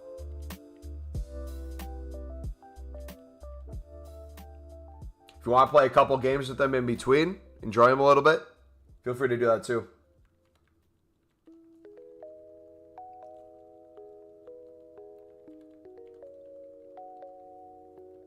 When? Whenever EA decides to do it. It could be a day, could be a couple days, could be a week. Shoot, could be at the end of FIFA, who knows? I wonder if they're going to bring that pack back in the store now at some point with a tradable, with a untradable one. Because it was a good idea. I mean, it's a good way of getting people to potentially buy it, but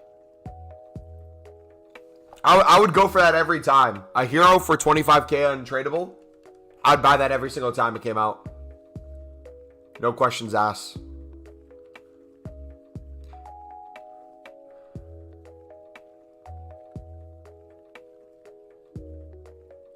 Have to trade just to get a bog standard team, honestly. A week? Yeah, it could be anything, man. With EA, they're not very quick movers unless it's a way they're missing out on making money. Then they're quick on it. What are you doing right now? We are doing the trading method / investing method that has made us over 2 million coins so far this year, buddy. If you guys want to see it, it is the pinned video in chat. We're restocking our silver club, doing some flips, just making some coins while we kind of check out the hero market. Did you get most of your money from trading? Yeah, most of it, yeah.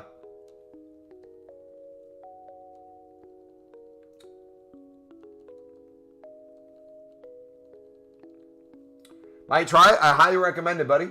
Yeah, it walks. So that video that's pinned in chat, it's like a 7-minute video. And what it'll do is it will explain the basic steps of how to start with silver trading. How I do it with if you had very little coins and could barely afford cards.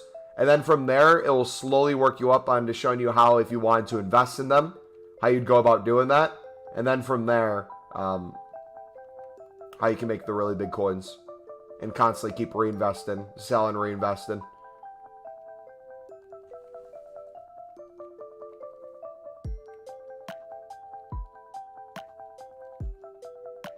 I'm doing Valverde with my coins.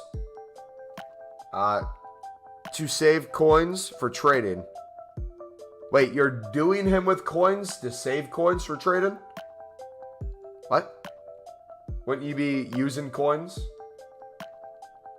Unless I'm reading that wrong. Or are you using untradables to save coins? Did you mean?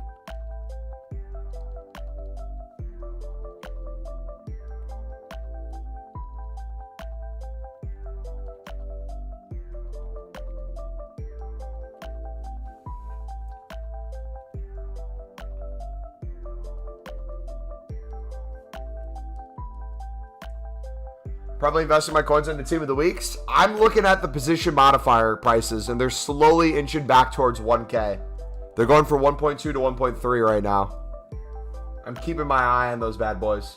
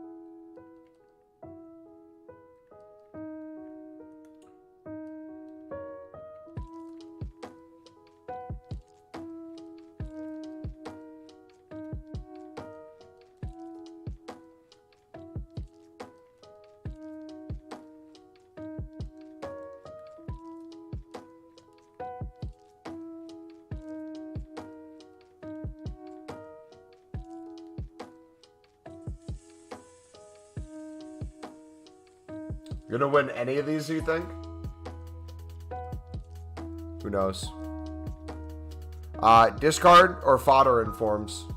Informs haven't really risen too much. They don't look like crazy investments yet because we haven't really had an SBC that needs informs. Did we have SBCs by this time last year that required informs? Because there's been absolutely nothing yet.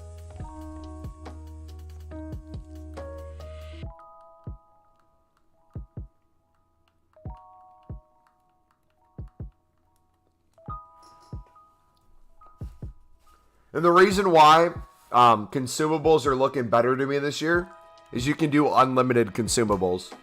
So you don't have to worry about having one in your club and then a billion unassigned before you can open a pack. I'll just be able to chuck consumables in my club, open packs just fine, and then when they rise back up, make a bunch of coins on them.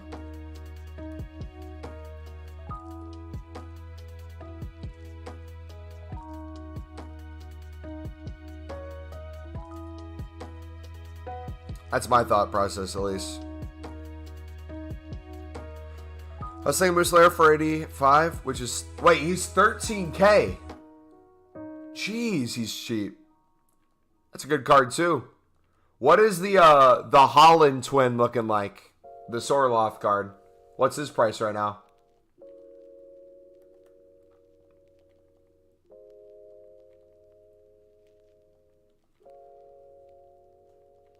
Yeah, things like that are a good shout.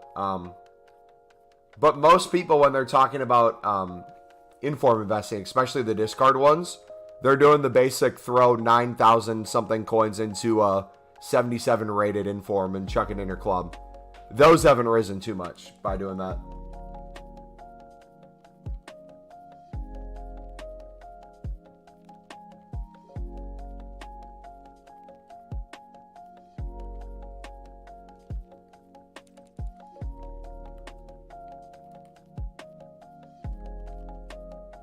Let's go. I'm waiting for like a Prem card to pop up one of these times.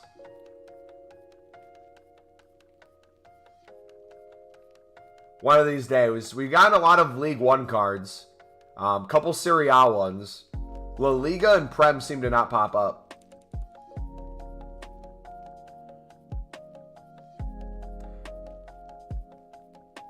After Weekend League, I'm probably going to sell my tradable players and buy informs.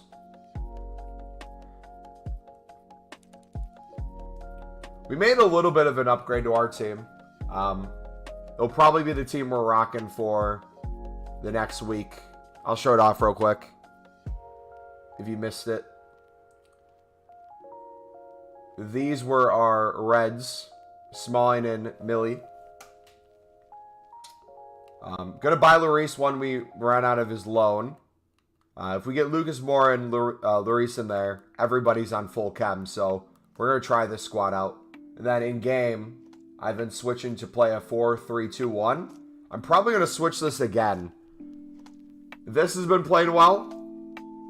But I think instead of a 4-3-2-1, I'm going to try a 4-2-3-1. Or a 4-3-1-2. We're going to mix it up a little bit. But Ben Yedder's been a great cam. He's a little bit more back as a CM, but we allow him to get forward more. The link-up play's been pretty good. But if we could switch that to a... Was it 4-3-1-2?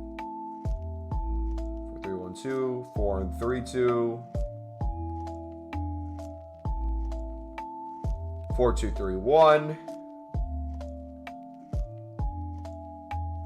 4-2-3-1 there. This one could look decent if we got Renato Sanchez in, especially. 4-5-1 could look good. There's a million things that could work. Reed, you know how you wanted a big nation silver center back? I just got a French League 1 center back. Nice, GG, man. Yeah, they're always fun to pack. Or snipe, I mean. Alright, how much time do we have on Donovan? 1 minute, boys.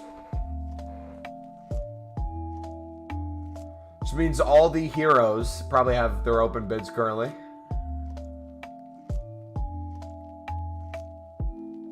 Yeah, look at all these.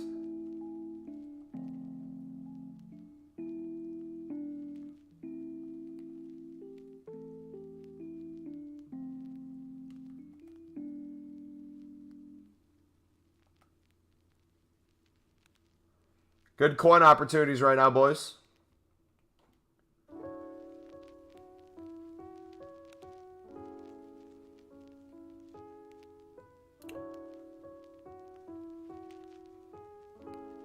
Hours already passed? Yeah, that was the quickest hour I've ever seen, man.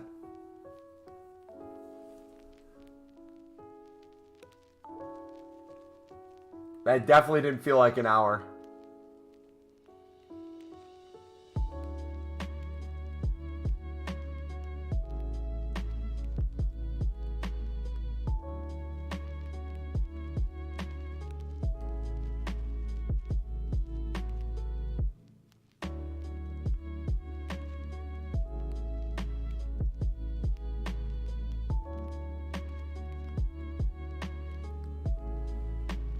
All right, I think I'm going to sell for 85.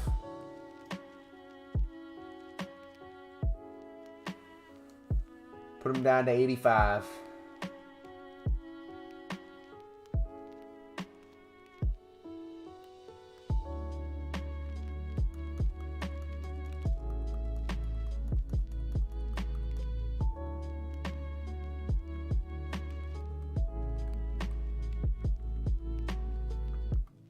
Take a nice, decent bit of profit, boys.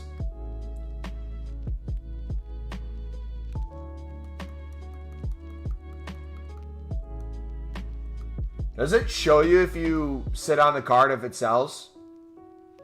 Is that a thing?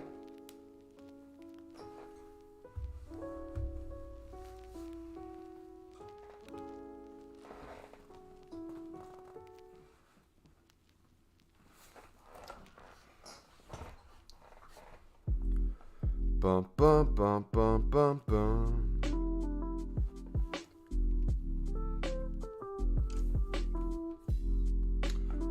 Those of you who still have your heroes, when are you going to sell them? I still think Donovan's going to rise a little bit, but I'm going to just take 85K for him. You see what EA did? If you're talking about the hero thing, yeah. We got Donovan from it.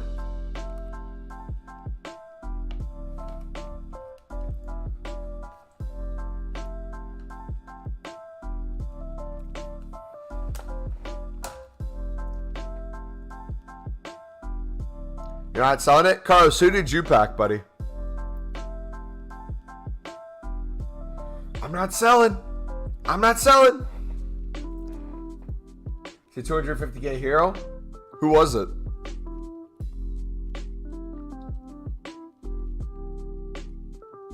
Pepin. Oh, I see that French right mid.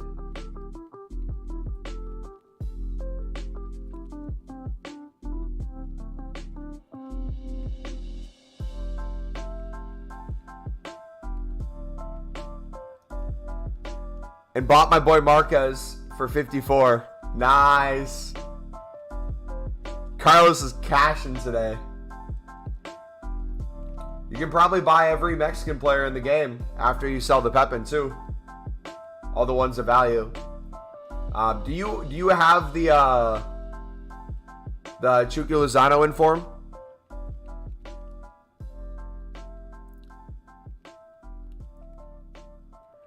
You bought in Cuckoo, then he drops 50K? Yeah, a lot of gold rares are going to be plummeting in price these next couple weeks. So I really want to try as best as I can to not have any.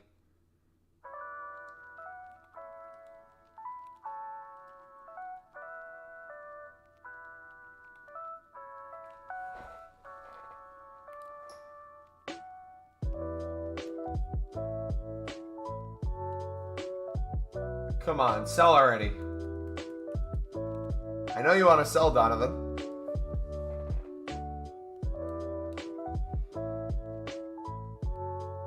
How much was Donovan? He went from like 120K down to like, I think 25K. Now he's back up to around 85.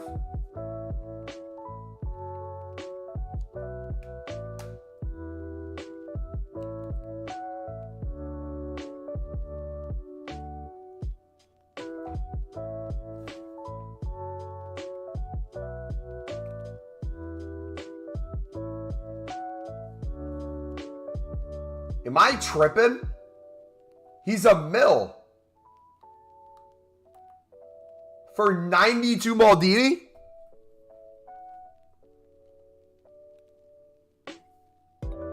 What? What?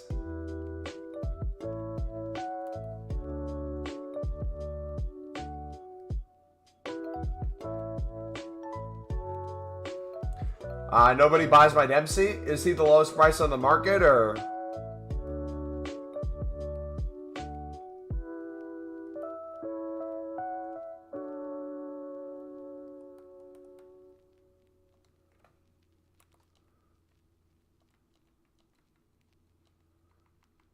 Paolo Maldini.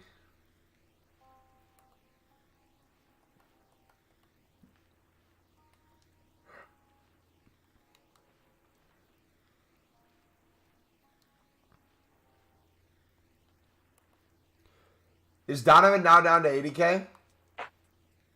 Yeah, the markets must be glitched a little bit too. Because it was showing everything was selling for 85K like within a minute. Unless everyone just relisted at the same time, maybe? I don't know. But I thought he'd sell within a minute. He's down to 70. Yeah, the market has to be glitched, man. I don't think it's showing accurate prices.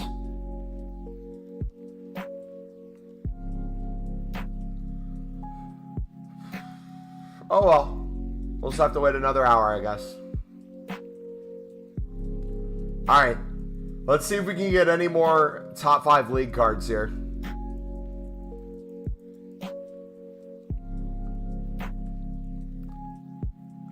Got quite a few League 1 cards last night. Want to hit a mill before the 15th? You can do it. Now that we got the 1 mil, we're cruising into 2 mil now. Silver center backs in our club will take us a majority of the way there at the prices they are now. I might sell everything in my club again. I might sell all my center backs and then rebuy them. Double my coins on a lot of them. And for the ones that we picked up for 200, minimum of 100 per card. That might be my goal today.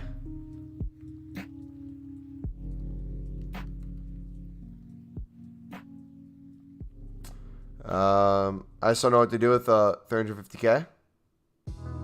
Watch the video? Hey, thanks, buddy. Appreciate it, man.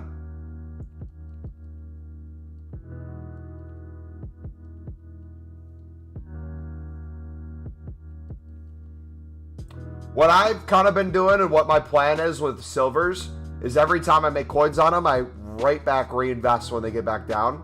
and then with the added profit. So let's say you had 100K.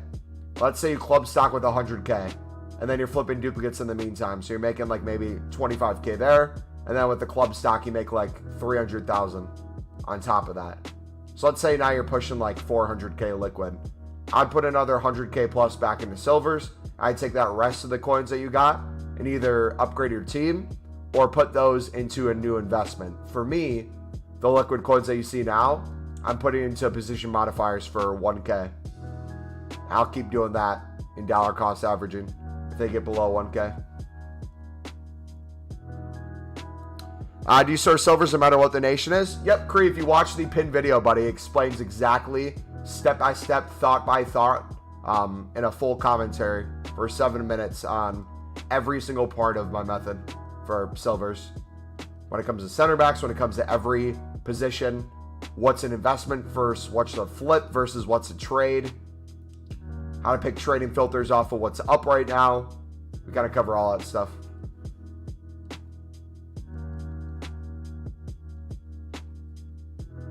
If I waited to buy the team, I'd be on like 500K. Yeah, they're all crashing a little bit now. Prices were inaccurate on what EA was saying was selling within a minute. Same thing happened with our Donovan. Donovan was showing that he was going for 85K. They were selling within a minute, and then he went down to like 70K. I think it's all the open bids, honestly. It might be all the people winning open bids right now. All listing the cards up, which is crashing it a little bit. So maybe there's another opportunity now to snipe again, potentially.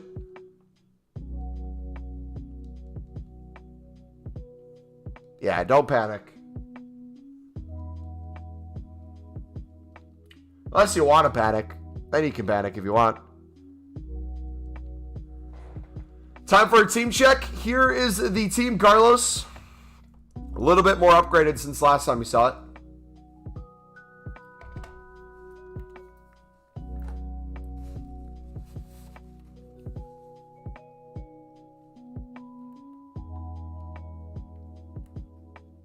It's mainly still untradeable or pack pulled. Got a couple that we bought in there.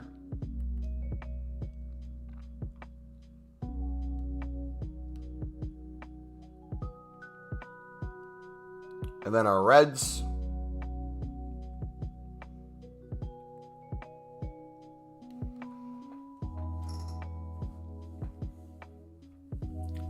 EA bots are buying the cards off the market. You might hold again.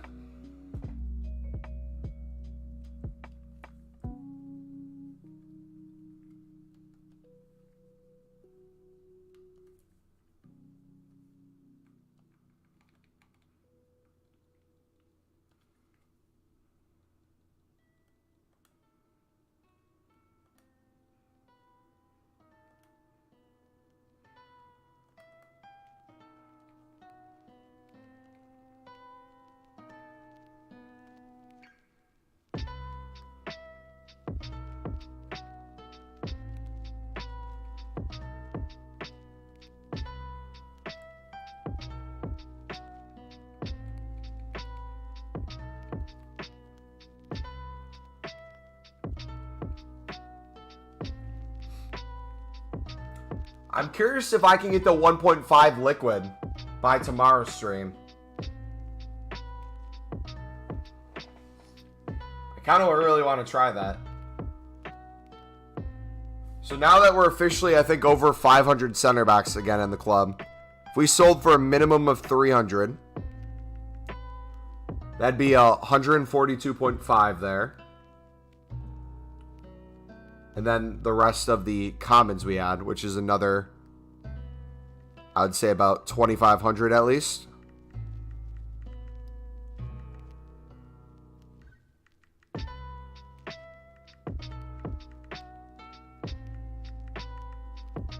I mean, another 712,000 potentially there. So we could do it. I don't know if it's worth getting rid of every silver in our club to do that, though. That's the only thing. I think we keep them, sell duplicates. Take a look at maybe some of the informs we have in our club if we want to get rid of those. Maybe sell some consumables.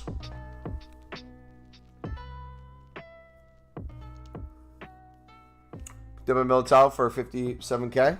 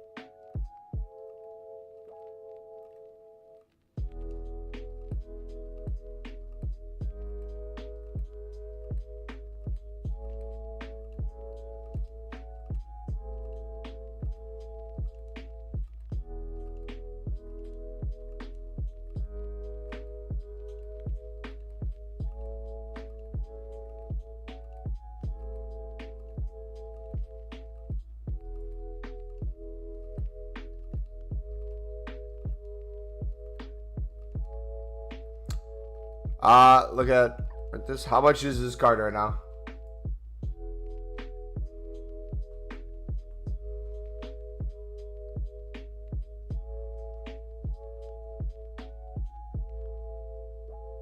I see people overpaying on bid.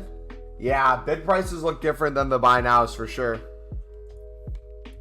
I had a feeling something like that might happen too. People buying at prices on bid that were what the prices were buy now. But then the buy nows has dropped a bit too.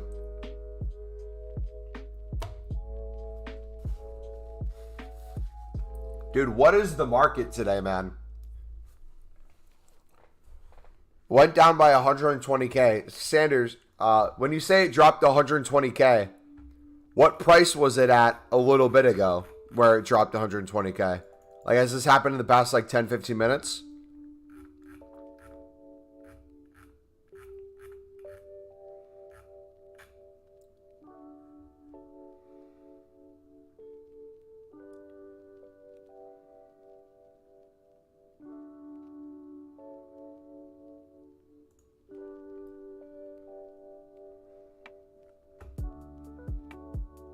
My hero has a 16.5K bid.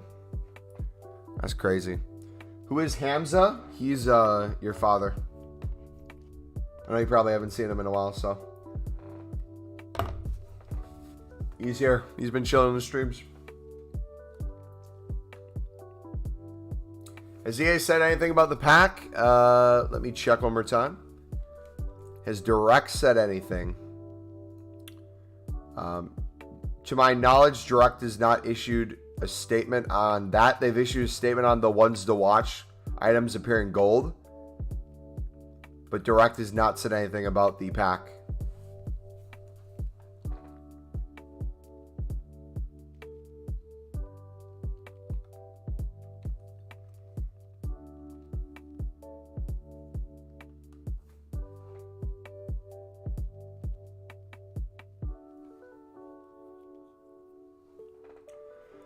Here's 670, about 45 minutes ago. Wait, hold on.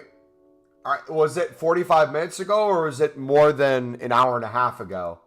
Because there's the prices of all the heroes that was crazy before the pack came out. Are you talking about after the pack came out, he was a certain price and kept crashing?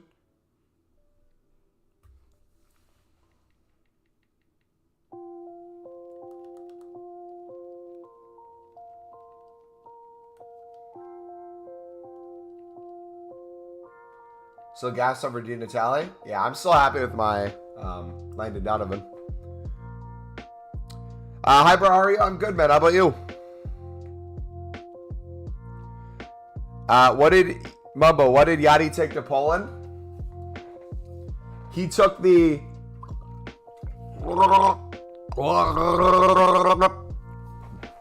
to Poland.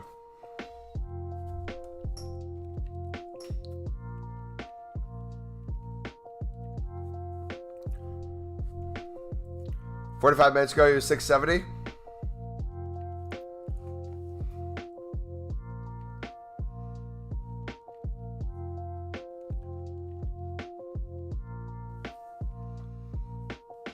Can't believe I missed it? Yeah. I almost drowned myself there. Crazy thing is, people who opened it will somehow get compensation. That's the thing, though. It's like, I feel like anytime EA does something wrong, you almost have to participate. It's like, I don't know if any of you guys watch American football, but like in the NFL, sometimes you'll have a play that happens where the offense snaps the ball, but the defense is offsides, but the play continues. So you have the refs that throw the flags. Instead of calling the play dead, it's essentially a free play. So like the Green Bay Packers will do this a lot. If Aaron Rodgers catches someone offsides, he'll just throw a deep ball where it's a free play. And if they turn it over, if they get a pick, if he misses, doesn't hurt them in the slightest because it doesn't count. But if he makes a crazy play out of it, it does get to stand. I feel like that for the EA mess-ups is almost perfect. Every time I hear EA messes up, if you can participate in it and get free stuff out of it, makes sense. Depends on what it is, though. You got to be smart about it. I feel like the safest thing in the world was a 25k hero. Because I would have bought the 25k hero even if it was untradeable. But since people in chat said it was tradable, it made me even more want to do it.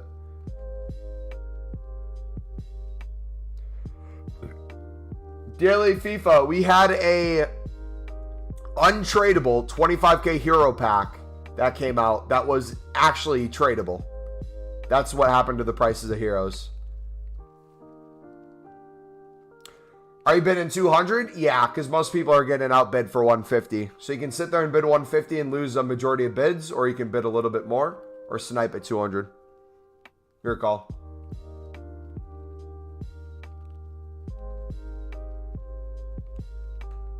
Campus is a good shout for a little profit. Snipe for, was it 18?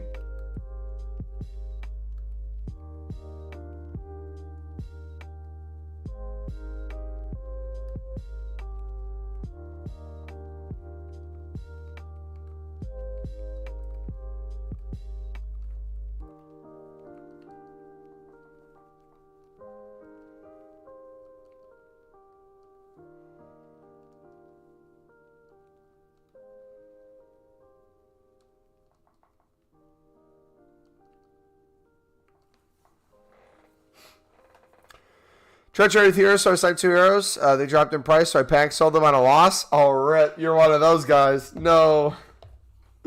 We knew there was going to be people out there in the middle of trading with them, and they would get screwed over. That sucks, man. I'm sorry that happened, man. In the future, though, you shouldn't panic. Because there was an opportunity. I don't know if you used all your coins on the heroes, but even if you panic and you sold at the price, there was a bunch of sniping opportunities where you could have went the other way, where you could have bought someone extremely undervalued then, and they go back up. When you advise to sell the heroes, their prices are a little wonky right now. We don't know what's happening with the market, so we're kind of looking at it even more. Dempsey was, or not Dempsey, Donovan just was 85k, and then it showed he was a different price. It showed he was selling instantly for 85k.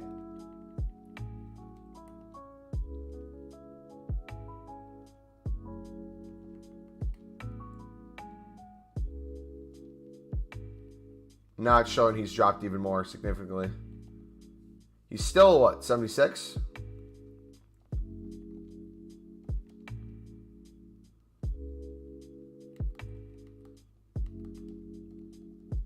So me personally, I'm getting rid of my Donovan once his hour's up again. I'm going to see what his price is. I'm going to sell it for the lowest on the market just because I want the liquid coins. But if you got one of the big boys, I believe the big boys are still rebounding. Bidding on Davitari, can sell it for 24. I bid at 15 to 1800. Nice. GG, man.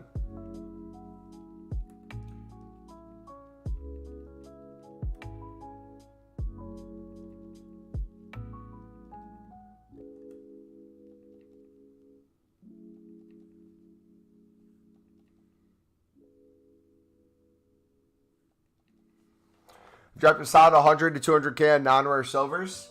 Yes, sir. It's been working like a charm.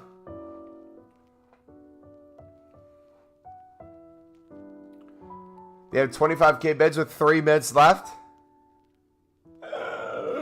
Wait, what's the card? Here, what's the card?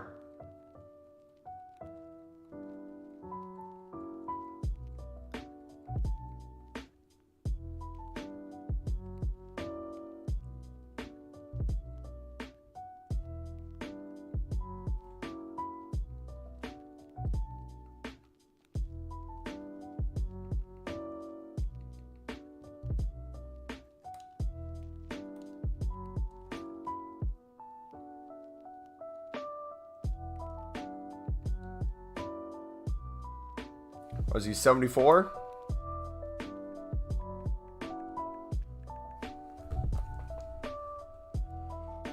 How much time is left on yours?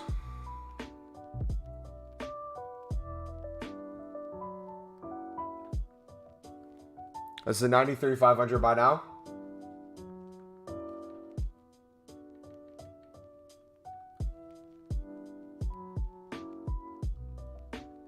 I'll get it to at least 60K. Guarantee a 60K on him.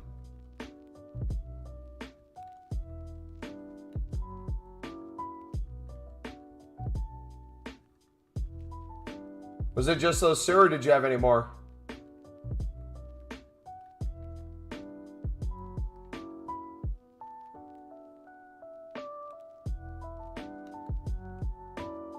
Was it that one?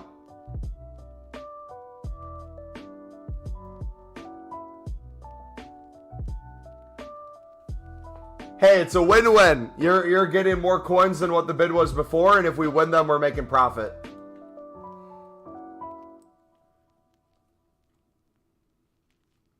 I already got outbid on them. Show them 11, get 70. Here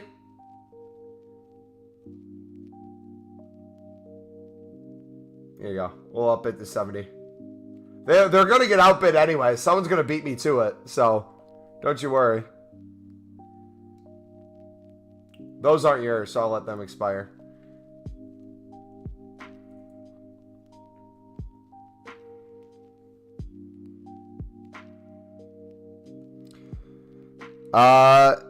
Is this the biggest F-up EA's made in the market? It's up there, for sure.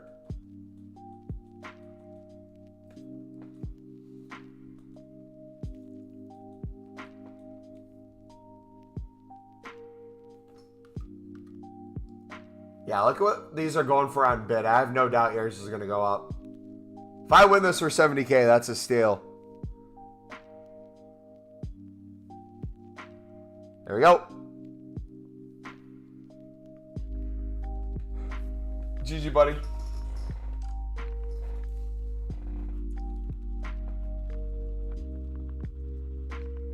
Pack stuff for Lair for 250 is like 700K. Yikes. Yikes, man. That's a tough one.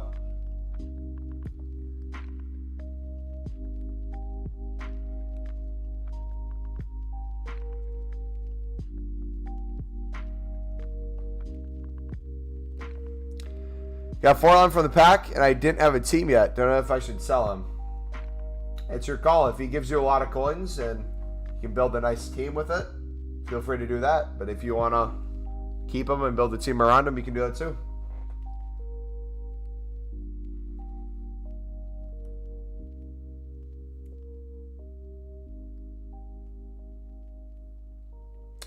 Hey, bro, if you have a solid deal, just letting you know, I have my PSN on, and I see it from here. Somebody have to interfere. If you want to, you know what? You're right. If you want to bid more than 200 on center backs, because I'm trying to win them for 200, by all means, feel free to do so. I have 500 plus in my club that you're just helping raise the price of. So, by all means, go ahead and do it. Actually, you know what? Don't even bid 250. Just compete for 200 with me. If all of you want to compete for 200 with me while sniping for 200, we'll just raise the whole market of silver center backs. That's a dub. So I'll bid me all you want, buddies.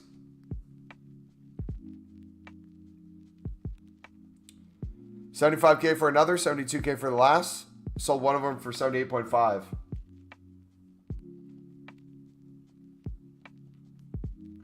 All right, I'll let you guys do your work on those. I'll give you an opportunity to bid 200 if you want them. I'll snipe for a little bit.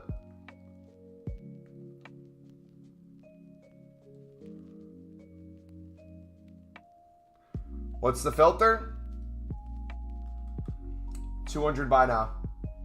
Or the bid one I did 150 or yeah, 150 max price and then minimum buy now 600.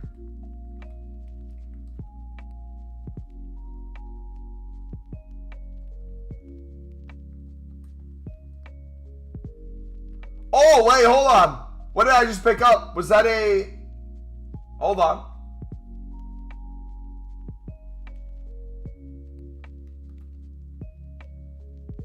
Which guy was it? Was it... No. Who was it? Was it Nunez?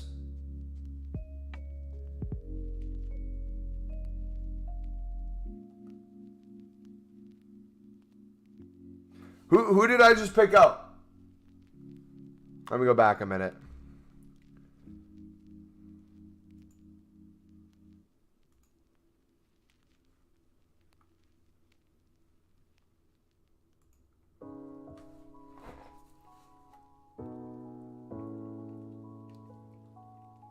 One second. I'm rewatching this. Bueno? Bueno. Thank you.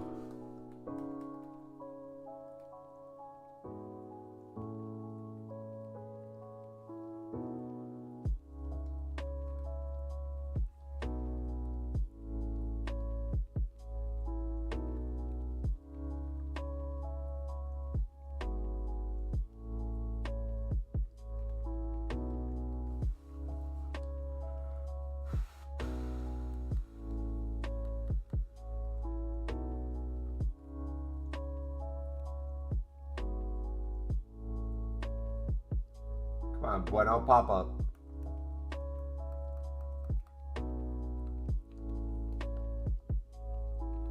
Trading tips on 96K. Take a look at the pinned video in chat, buddy. We've made over 2 million coins with this method, Adam.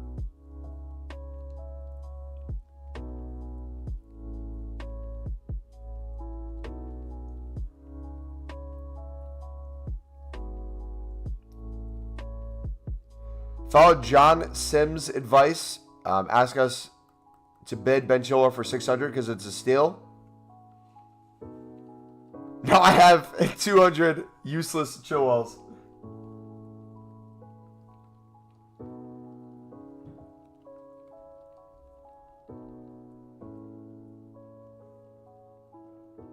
The filter is in the pinned video, guys, if you're looking for the filters I use.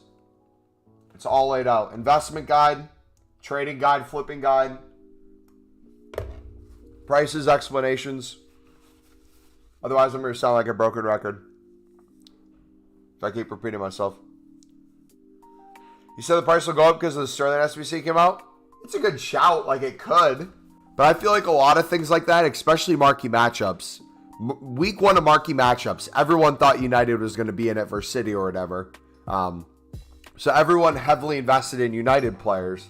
And the price was actually higher before the SBC than when the SBC came out because so many people invested into it. So I feel like this year, the shout's almost the inverse. It's like the things you hear people tell you to invest in. It's not that it's a bad deal, but now that we have a combined market, I feel like so many people are going to do it because they think it's a for sure thing, that the more low-key ones are the better ways to go.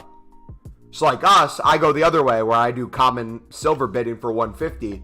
We get daily SBCs where I'm selling them for 1,000 plus, 2,000 plus, 3,000 plus, 4,000 plus, hundreds of them.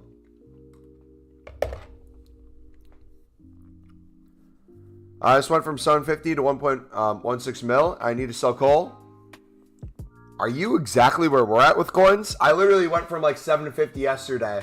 Or no, we went from like 650 yesterday to like 1.1. Jeez, man. How much did you make in a day? I typically make a couple 100,000 a day. I've been averaging. If I really grinded and I sold the stuff in the club and not just stored it, I would probably make 500K a day potentially. Because we're sitting on 1 million plus coins in our club worth of silvers that we're just not flipping. We'll just sell the duplicates and reinvest in more and keep doing that over and over. So even though we're sitting on a ton of profit there, if I sold at its peak, like if I sold when things rise for a daily SBC, we're actually sitting on millions of value in our club. It's just not recognized profit yet because we haven't had the SBC for it, which makes it the investment then. But if I wanted to get liquid coins right now, I'd have over 2 mil liquid coins.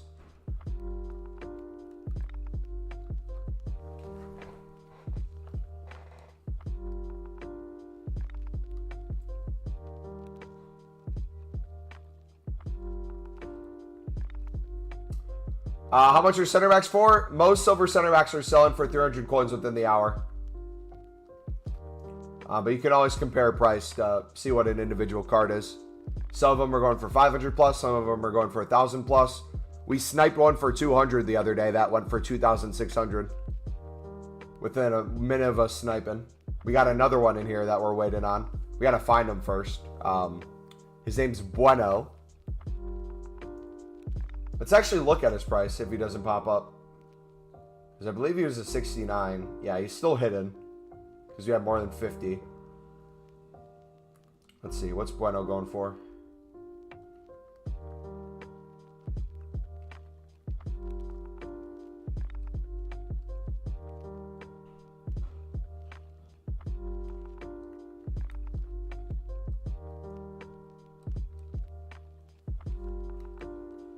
$850. And MC won't sell. A lot of heroes are not selling right now, buddy. Because it's probably not the lowest buy now, would be my guess. How many silvers are in your club right now? We had over 3,000. I'm not sure what we're at currently. Actually, you know what? Let's do a check. Do you want me to count silver rares too, or just silver commons? I'll do everything here. Since it goes by pages and we know everything's 10, we'll just make a note when we're out of silver rares. And go from there. So we'll do rares first and then we'll get to the commons.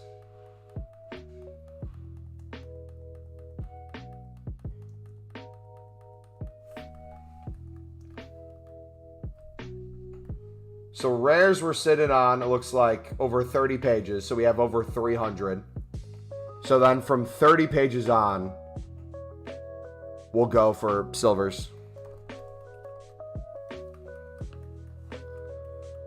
People bidding 250 but not buying 250.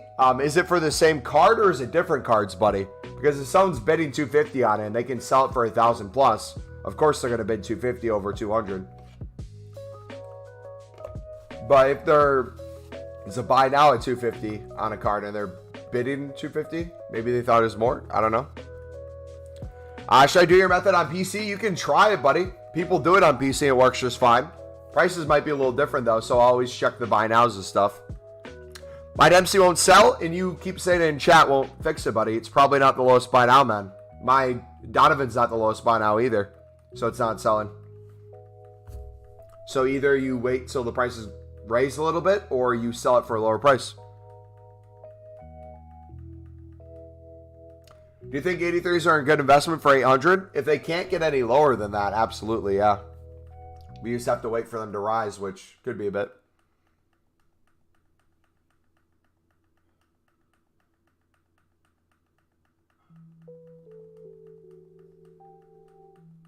I saw on Paxman, so bored of this game. I can't wait for League SBCs.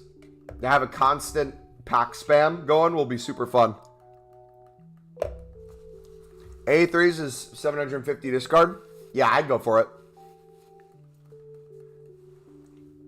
But if you guys have like hundreds of thousands, if not millions, I would look at consumables because you can store unlimited consumables in your club. That is an investment I think would be a much better use of space. That way you can still open packs. You can still have a transfer list. I'm looking at position modifiers when they get to 1,000 coins again. I'm looking at shadows when they drop under 2.5 again. I'm looking at those sort of things. So I'll be doing silvers, silver center back, silver common stocks. Dude, if it makes me start the search over, bro, I'm going to be pissed. So I'll take the million plus we've been getting in silvers a week, and I'll reinvest that into, I think, about 100K of silvers to stock most of my club. Sell the duplicates, keep making coins off the duplicates. Wait to sell the ones in our club until they're up crazy in price. Reinvest that profit into either players in my team or into consumables. And just rinse and repeat over and over. Keep making coins off the silvers, restock, sell for a high price, upgrade the team, buy consumables. Your voice cuts off? What do you mean my voice cuts off? Is my mic not working anymore? My mic has an issue. Did it just start now, or? I think we have 3,000 silvers in my club, if I had to guess, buddy. Or we did. Last, I have 96K. What do I do apart from that video? If you want to know why, I read last. There are too many bids on cards for 150, and the bids do low time. Also, when I compare price, refreshes the market, I lose the card on that I found. Okay, I'm going to make this very easy for you, buddy. Ready? Silver common, center back, 200. Everything sells within a minute. 250, most things are going within the hour. 300, most things are still going within the hour. 200 buy now. Oops, miscalculated that. Snipe a card. How much is it going for? 300 within the hour. Sell that. Snipe a card. How much is that going for? 250, 300 within the hour. Sell that. Snipe the card. 300, 400 within the hour. Sell that. Double your coins. Or do the same thing for bids. If you're not winning them for 150, bid 200. Because you know you're guaranteed coins right now no matter what. So if you can't win it for 150, it's still guaranteed profit for 200. You're just missing out on easy coins if you choose not to bid. Does that make sense, Adam?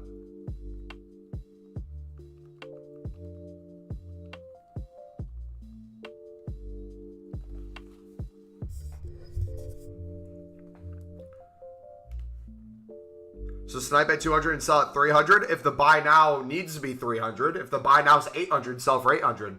The buy now can be 2,600 like ours was yesterday that we sniped. Sell it for 2,600. Each card's different.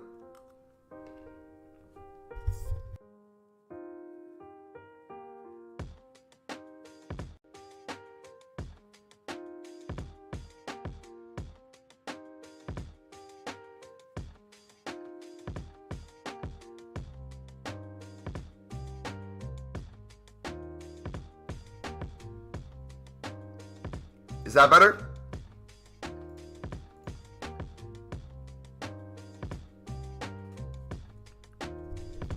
I don't have the patience to do that, but it's literally easy coins.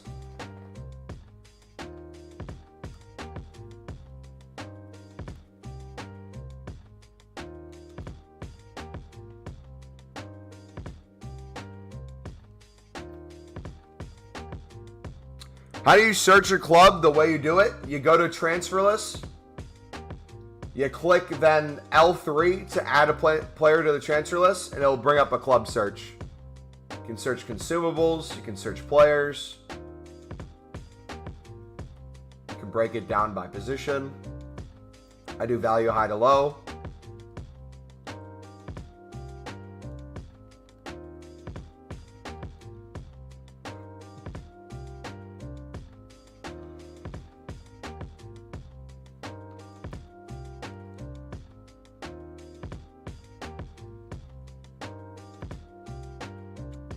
What time should we sell at?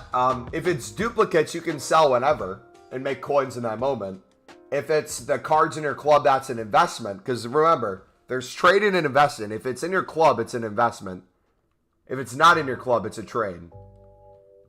So the cards in your club, always check in new content. Always check when there's daily SBCs, things like that. When it comes to the trading element of it, you're selling everything that's a duplicate. And if you're not storing stuff in your club and you're bidding, everything you're bidding on should be profit. So if you're bidding on cards that aren't profit, the question I have for you is, what are you bidding on? Right? If you're bidding on all silver commons and you're not club stocking, what is the reason you're bidding on all silver commons? What's the point of that? Is there cards you're seeing that are crazy coins? Or are you just bidding to bid? Because if you're bidding to make coins and you're not storing anything, you want to look for the cards that have the most profit. So mainly silver center backs would be the way to go. That one just went for 650, I think.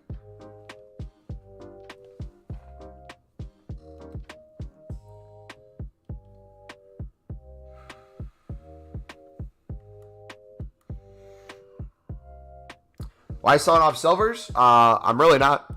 I have infinite duplicates and I have 500 plus in my club.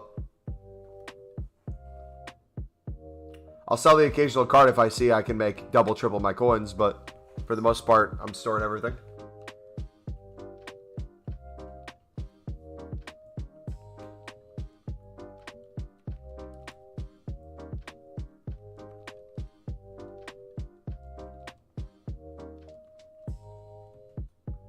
Gotta go. Have a nice one. See you, buddy. Have a good rest of your day, man.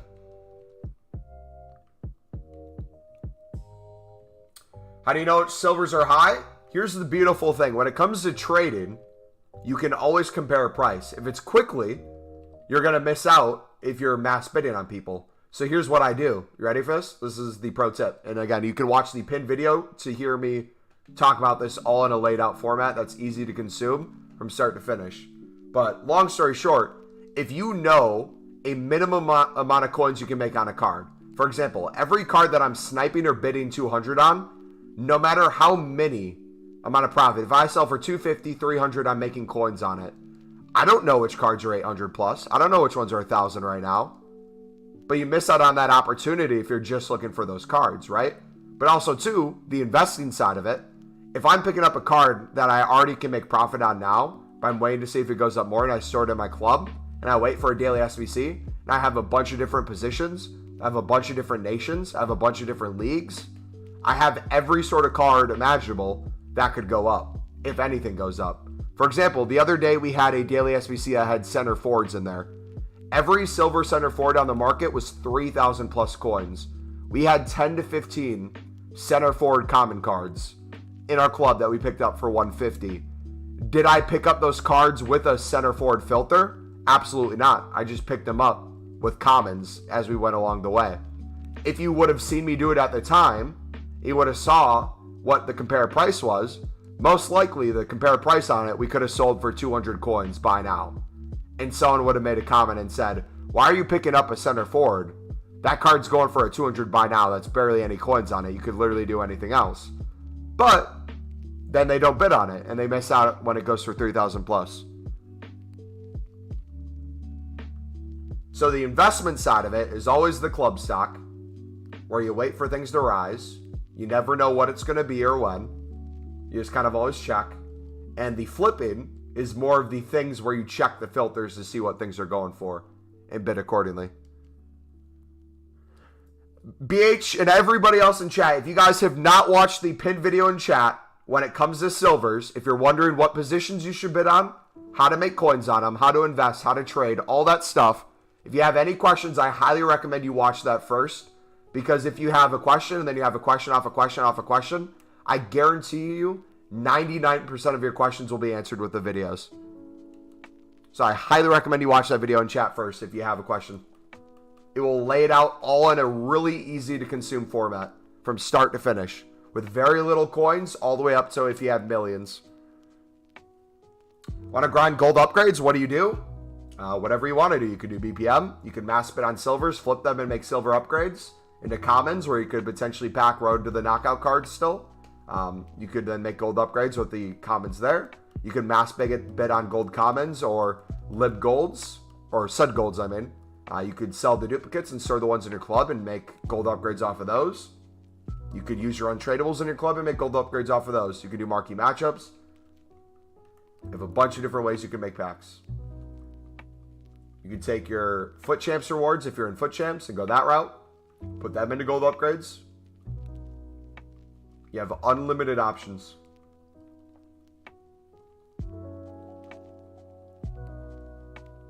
Bunch of different ways you can go about it, buddy.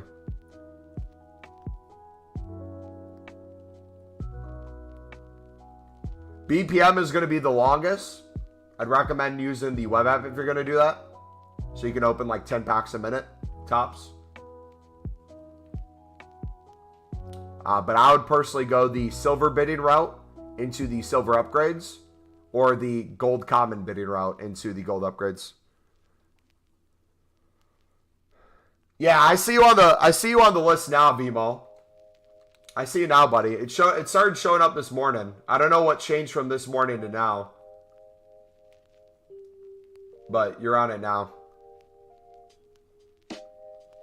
I'm getting close to you, buddy. About to get 2.7.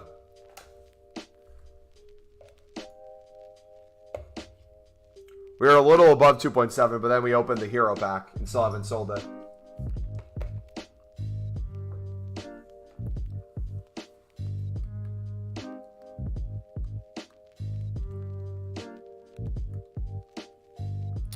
Hey man, when you recycle the dupes and they don't sell early and you stack up like 50 dupes unassigned, the full trade pile, should you list it for lower or wait for them to sell? That depends what your goal is. They'll eventually sell for 300 plus if they're going for that. If you're wanting them to sell quicker, you can always list them up for less. It's kind of your call. For me, I'm not opening packs right now, so I'll get hundreds upon hundreds of unassigned. I'll get 500 plus in my club. I'll kind of just take my time with it. But like if I'm getting ready for a stream, let's say, I have packs ready to go. I might try to list as many as I can, but then if they're not selling, I might lower them to where they can sell instantly. That way it makes room. But like right now, there's no need for me to really rush it. Like this one's a perfect example.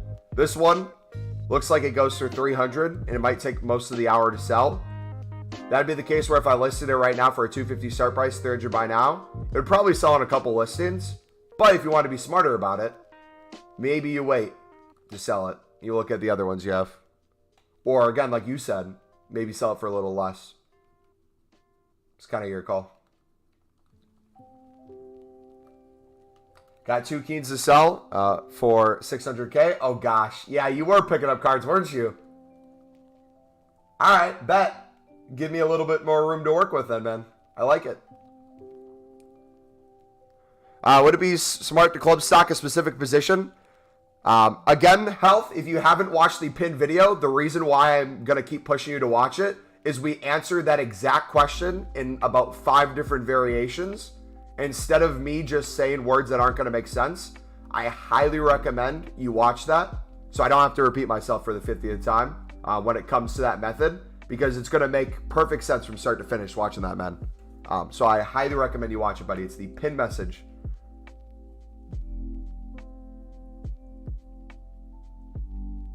I'll say shortly, though, before you watch it, if you do limited bidding, you're going to get limited profit. That's always going to be the case.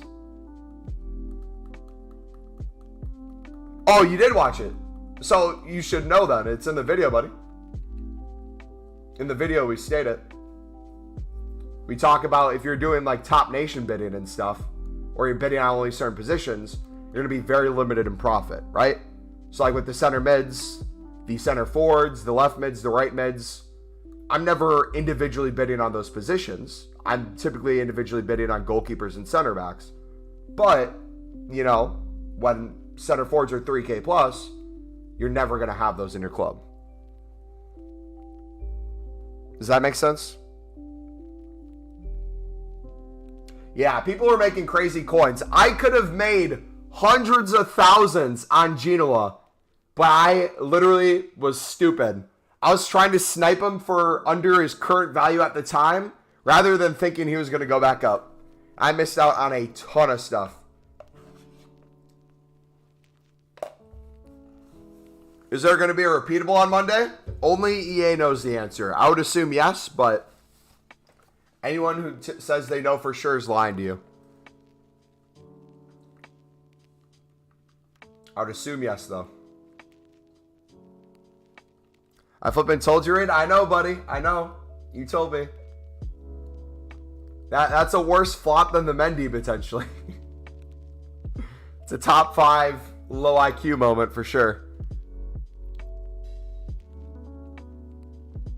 I almost missed out on the pack. I almost wasn't going to open it right away. Then we kind of went for it. Fraudbo Elite. Facts.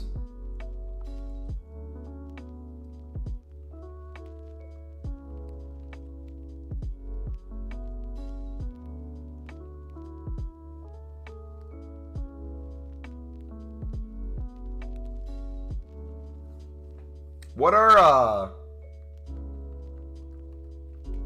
silver's going for 200 right now? Instantly within a minute for 200. All right. Whatever we don't have are club stocking, boys. I think we have a lot of stuff already, but let's take it a step further.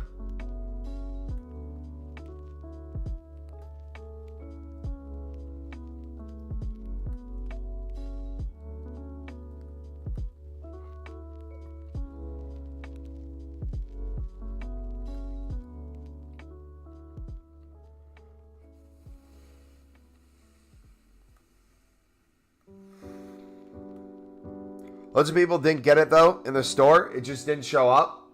Yeah, that's, I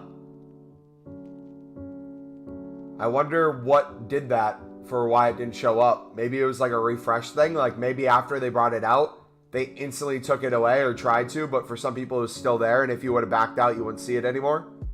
It's like maybe when we were sitting on that screen, if I would have left and went back, I would have missed it.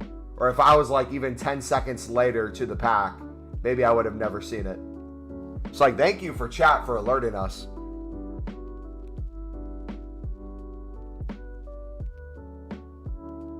Have heroes dropped again? This is what happened with hero prices. Infinitely high before the pack came out. Then the pack came out, buy nows, everything kept getting undercut, right? So you got prices that went insanely low off the undercuts, right?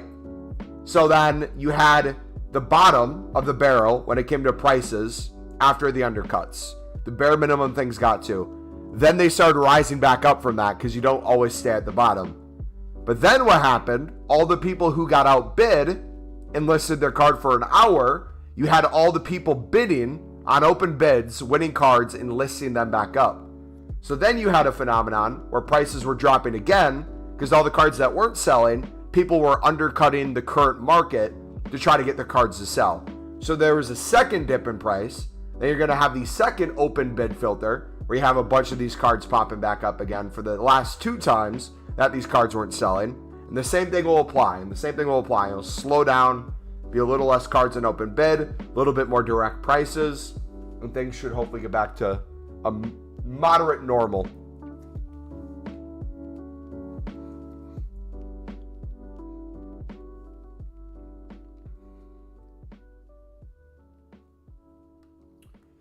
Silver center backs aren't on the market for 200 coins. Yep. That's why we sniped them for 200, buddy. Because they're not there.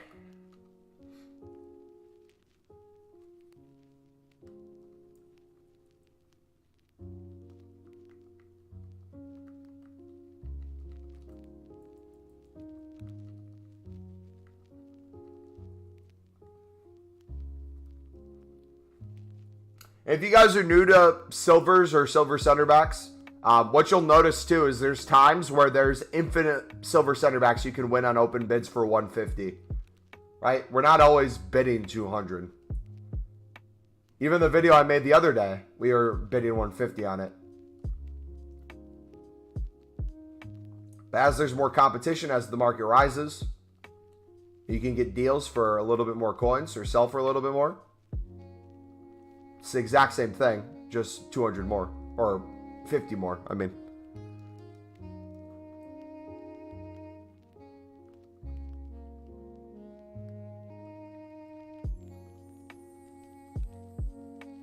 And again, this is where the club stocking comes in handy. So when you're able to win silver center backs in your club, when you're able to win silver center backs for 150 on bid, I typically store those in my club. So like a couple days ago, we had 500 plus silver center backs that every single one was a 150 bid. We sold a ton of those for 500 plus, 600 plus, 800 plus, 1,000 plus. And then as they went back down, we re-picked them up and stored them. But the second time around, there's more people bidding 150 and there's less you could win for 150. So I'd either have to go further out or bid on more cards and lose part of them, store the rest. But then what happened was as the buy nows were going up, I did 200 where I was winning almost everything and sniping for 200. We got thousands of more cards, stored another 500 or so in our club, got hundreds upon hundreds more as duplicates, and we're still selling those for 300 plus. So then it becomes a thing too where you got to think of, if you're wanting to bid only 150, are you limiting your profit you can make by doing that at a certain time in the market? If you're losing more than half your bids, would it be more worth it to bid on a group for 200, win them all, and sell for a little less coins than if you would pick it up at 150? Might be the difference in the long run. It might be only like 1,000 coins early on. But if you're doing that multiple times a day, that could be 5 to 10K a day. Could be 100K plus a week potentially. 75K to 100. That over the course of a game is millions of coins you're missing out on. If you get 50 pages and they all rose to 500, that's literally 250K. It gets even better. Think of silver rares. Silver rares have been low for a bit now, right? Look at this. If I go to silver rares, I go to 300 buy now. Things aren't even selling for 300 buy now. A week ago, every single silver rare was 700 plus coins. Imagine if you club stocked your whole club the same way you did silver commons, but for silver rares, and we got an SBC where you needed 11 rares and you could use silvers. The market would go crazy again. But again, same way we do commons, you can figure out some sort of a market to look at. You could look at position. You could look at league if I wanted to look at championship cards. You could make a more appealing filter to put these in. But they look insanely low right now, where they literally can't get any lower, to the point where I would start looking at top nations. Here we go. Top nations, everything goes for 300 within the hour. I'd start bidding 250 on every French card right there. Store it in the club, sell duplicates. I would then go to, let's say, Italy. Do the same thing. What are Italian cards going for? Everything's going for 400 within the hour. 250 mass bid there again. And go from there. Because again, the thing that would limit people from wanting to do that is if you're thinking about it as a trading tip in and of itself, you're going to limit your thinking because it looks like you can't make coins on it.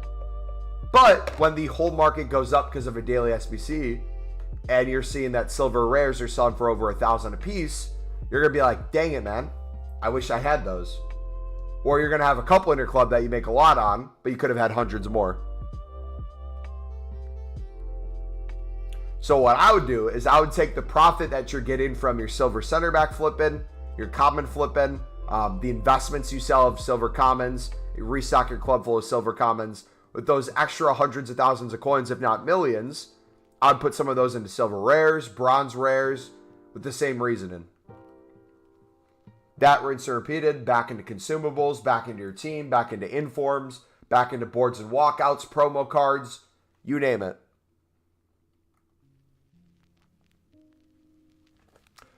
You could get 50 for 50 for 250 without any competition. Yeah, for the silver rares especially. And then again, same phenomenon with Libertadores cards, right? For those of you who've been on the channel for any period of time last year for FIFA 22, you know how much I love the Libertadores League SBC. If I look at the silver rares in here, same phenomenon, right? Most of these silver rare players because lib cards count as rares. Silvers are 65 rated to 74. A lot of them aren't selling for 300 within the hour. However, if I set up a filter where maybe I do, say, minimum buy now like 800, I try to do this. Compare price. Could I bid 250 on this guy and sell him for maybe 400 within the hour? Let's go for it, man. If I compare price on this one, I might be able to get 300 with it within the hour. Might be a good investment rather than a flip. Same there, 300 there. How about this one? 300 there. Maybe look at for specific nationalities, like maybe Argentinian players have a little bit more, it looks like. So we could do that. We could put in Argentinian. Compare price on that card. Bid 250. This one could sell for, you know what? I'm gonna put my money where my mouth is. Let's experiment a little bit.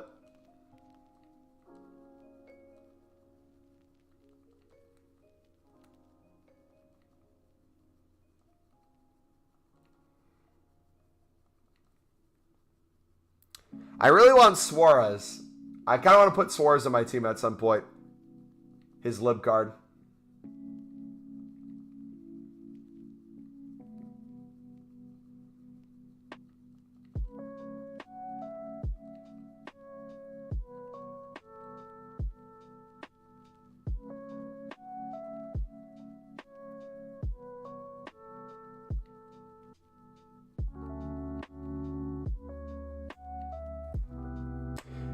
Is it not harder to sell Libertadores since the demand for those cards isn't much when the League SBCs come out? So, yes and no. Without the League SBCs out, nobody is buying these to use them for League SBCs. So you're losing the demand of League SBC cards. However, you got some people who want to invest in League SBCs who will always bid to a certain extent. But since these count as silver rares, these have a direct correlation minus a little bit of lag to the silver rare market. So for example, when all silver rares were 700 coins last week, all silver libs were like 600 plus at one point. So it's a little bit less. They typically tend to lag in price, but in terms of the amount of people who are on it, it's very little. So we've been talking about how we can make 2 million plus coins of our transfer profit off the silver commons, right? The first 500K we made, if you go back to last week, was mainly using the Libertadores cards because silver rares were up. A lot of you guys were doing it too. A lot of you were picking these up for 250, 300, flipping for 500, 600, 800, 1,000, 1,200, 1,500, 2K, 3K. Yeah, I think someone listed one for 4K because it was extinct. Like, there's crazy coins in it, and there's still crazy coins in it. You just got to be smart about how you do it, right? If the prices are down, it's more of an investment than the sell and flip. However, if you can notice a certain position, maybe a certain nationality that has a little bit more value, you might be able to make some from it.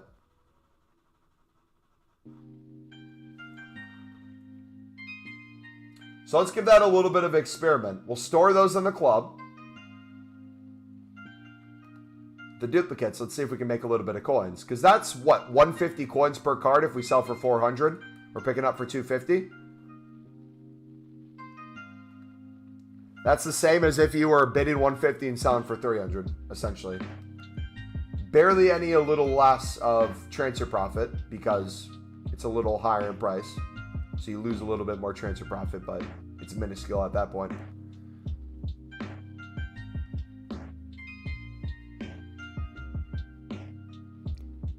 Who's bidding 200 for silver center backs?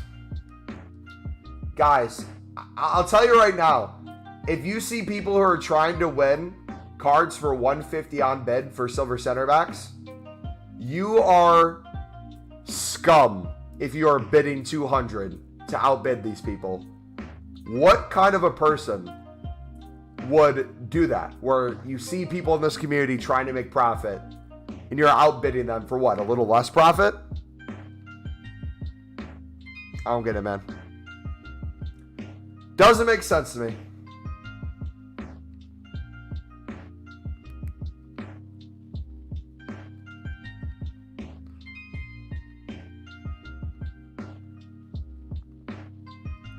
Did I get the hero pack? Yeah.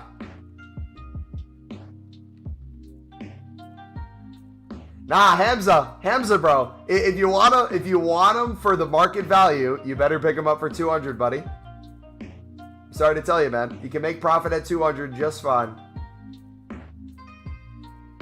Total scum. I would never bid 200 on silver center backs. When do you think the first League SBC will come out? I'm hoping at the end of October / beginning of November would be my guess. Did I open the hero pack? Yeah, I got Dempsey out of mine. Or Donovan out of mine.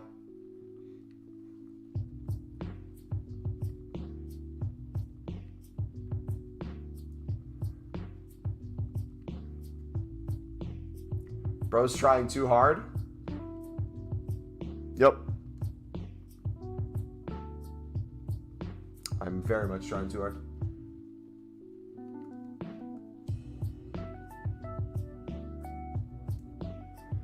Bro, the one time I don't play, I missed it. Hey, I'll get the next one, man. EA's bound to mess up at some point. Where do you think US will get in the World Cup? I would hope out of group stage, but I think we'll get third place in group. I think it will be England first, Iran second, United States third, and Wales fourth.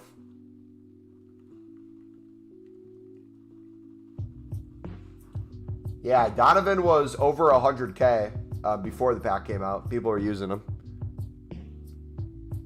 I was thinking about buying him at some point and putting him at striker.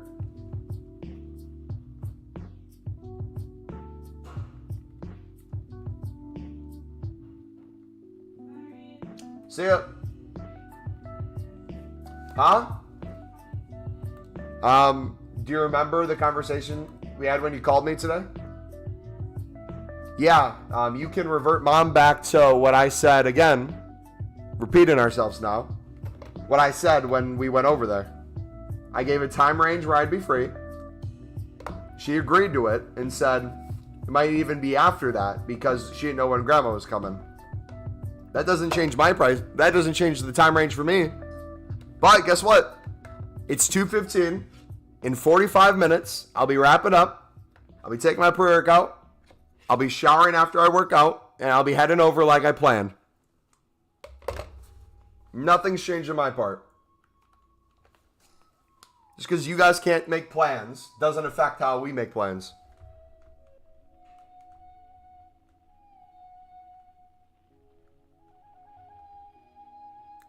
Bro, talks like a streamer in his family? No, just my sister.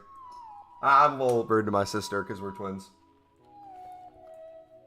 I would never talk that way to my mom, dad, grandma, grandpa. Only do it to my twin. Because you'll literally have a conversation with her, and a minute later, she'll forget what you said. So I could say anything, and she'd forget.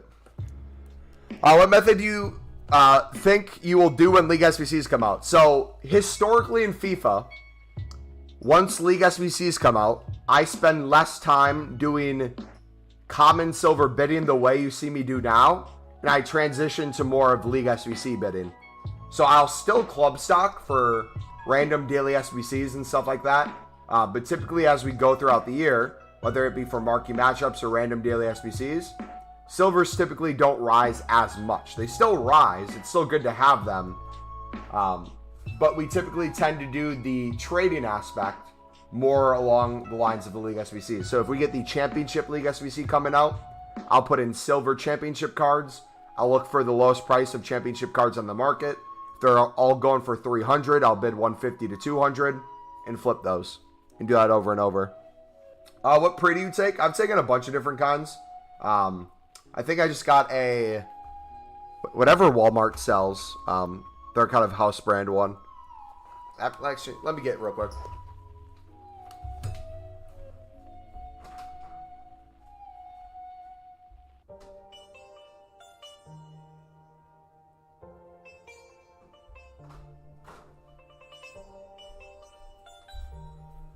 Six-star pre-workout. It's okay. It's not the best.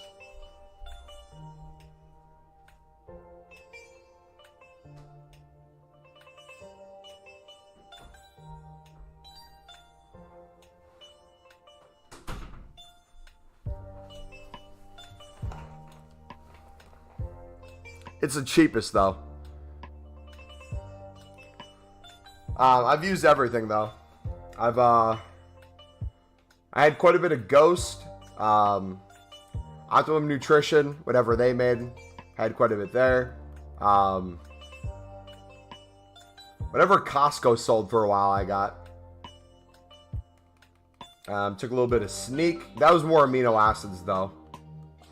G Fuel's amino acids as well. Optimum Nutrition, I typically get amino acids for. And then I'll just kind of experiment with pre-workouts. Some of them have creatine in them. Some of them don't. So I'll typically get a different source of creatine. Whether it's either eating more foods that have creatine in it or another creatine supplement as a separate thing. I'd say Gorilla Mind Pre. It's pretty solid. It just tastes terrible. Yeah, I typically mix my pre with something. Most pre-workout. If it's... My thing is if it's a good pre-workout, it's probably not going to taste the best. If it tastes the best, it's probably missing components.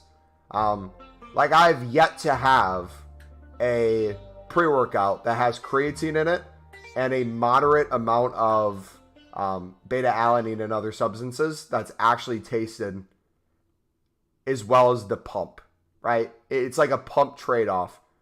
The pumps I get, typically the worse it tastes, the better the pump. The more I feel it with the beta-alanine. But the better it tastes, the less it seems to work. Like, I had a beautiful sour apple from Ghost that tasted amazing. I also had a... Gosh, what was it? It was a candy one. There was two different candy one. It was like a Warhead Sours from Ghost. And it was a... There's a Swedish Fish one. I didn't get that one. I got a... Crap, what are they called? Sour Patch Kids. I got a Sour Patch Kids one. Both of them tasted phenomenal. But I did not feel any sort of pump, nor the kind of beta-alanine in your skull pumping.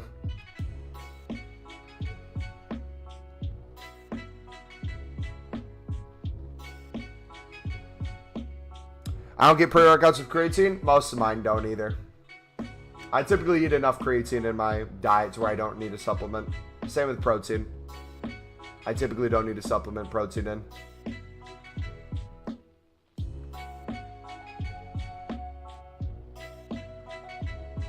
Because creatine is efficient if consumed daily, but heavy pre's aren't.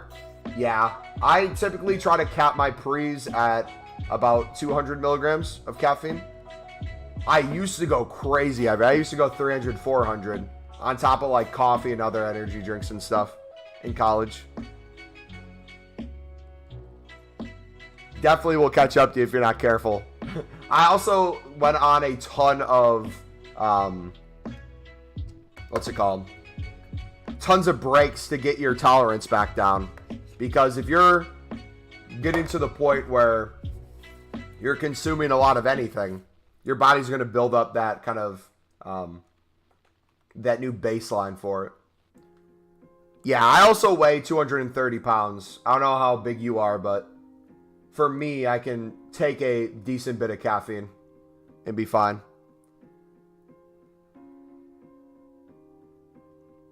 So you need a separate pack of creatine? Yeah, most of my pre-workouts don't have creatine in it, and I haven't taken a creatine supplement in a while. Again, most of the creatine I get is through meats and stuff. I think my average caffeine is now down to like 250 milligrams a day, around that. Which for me is infinitely less than I'm used to. I use Clear Whey and creatine, mix it together. Yeah, I like creatines and I like protein powders that don't have a taste to them rather than the super fancy ones. I think it was Ghost again. Ghost made a pre-workout that was... Or no, it wasn't Ghost, was it? No, Ghost did. They made a cookie one. It was like... what were those chocolate chip cookies that everyone would eat? I think they made a Nutter Butter one too. Like, those are good, but they're overpriced with a limited amount of servings, and they're impossible to get your hands on some Walmarts.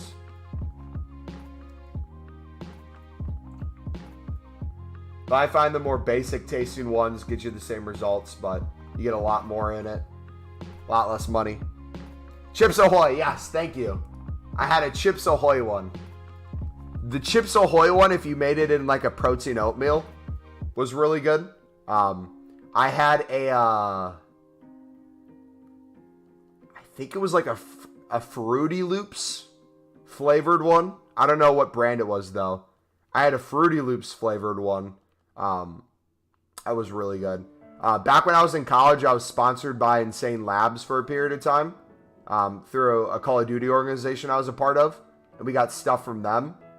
They had, I don't know if you've ever taken Insane Labs, but they had pretty good pre-workouts, and the milligrams could get pretty high in those. How many silvers do you think you sell a day? Probably 500 plus. So like in terms of liquid coins, I'm probably getting a minimum of a fluctuation of like 150 to 200,000 coins going up per day in terms of liquid coins. But we store a lot of that back in our club. And depending on the day, if things rise like crazy, we're selling a lot of our club off.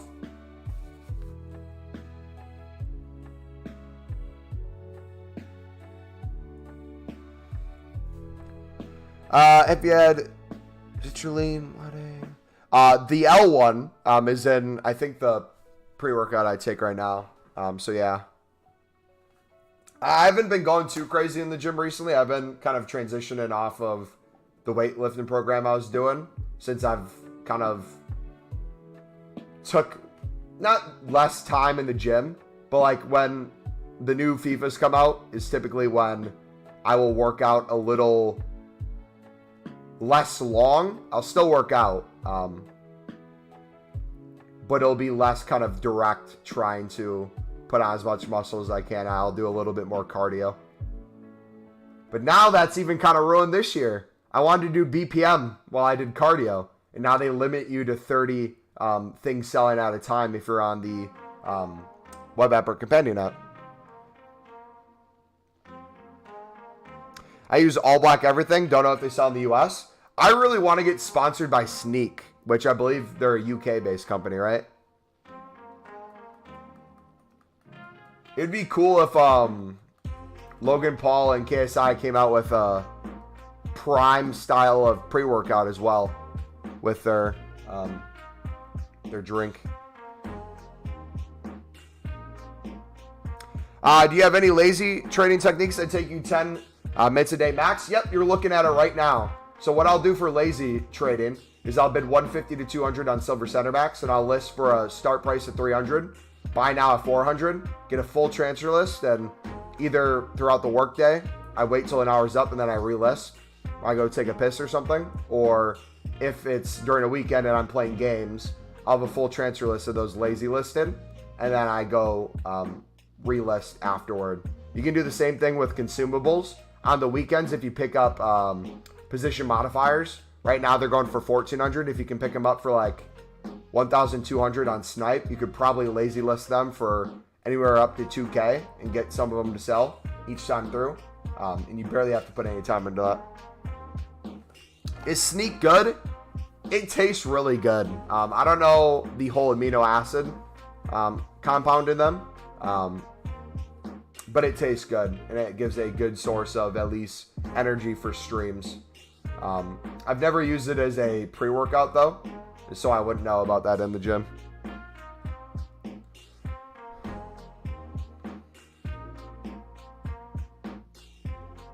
I saw G Fuel and Sneak. Those guys like gaming stimulus were BS, maybe because of the old G Fuel formulas. I don't personally, I'm not a fan of G Fuel and Sneak when they try to branch to workouts. I think they should stick to their kind of like their, what you said, gaming formula sort of stuff. I feel like for most people, any amount of caffeine, if they're not used to taking a lot of caffeine or any caffeine whatsoever, that's going to be plenty for them.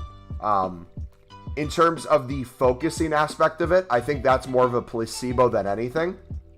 I think the breakdowns in it can help with focus. But I think more than anything, if you have a horrible time focusing, that's not really going to fix it. You're probably going to need to be on some type of pill to fix that.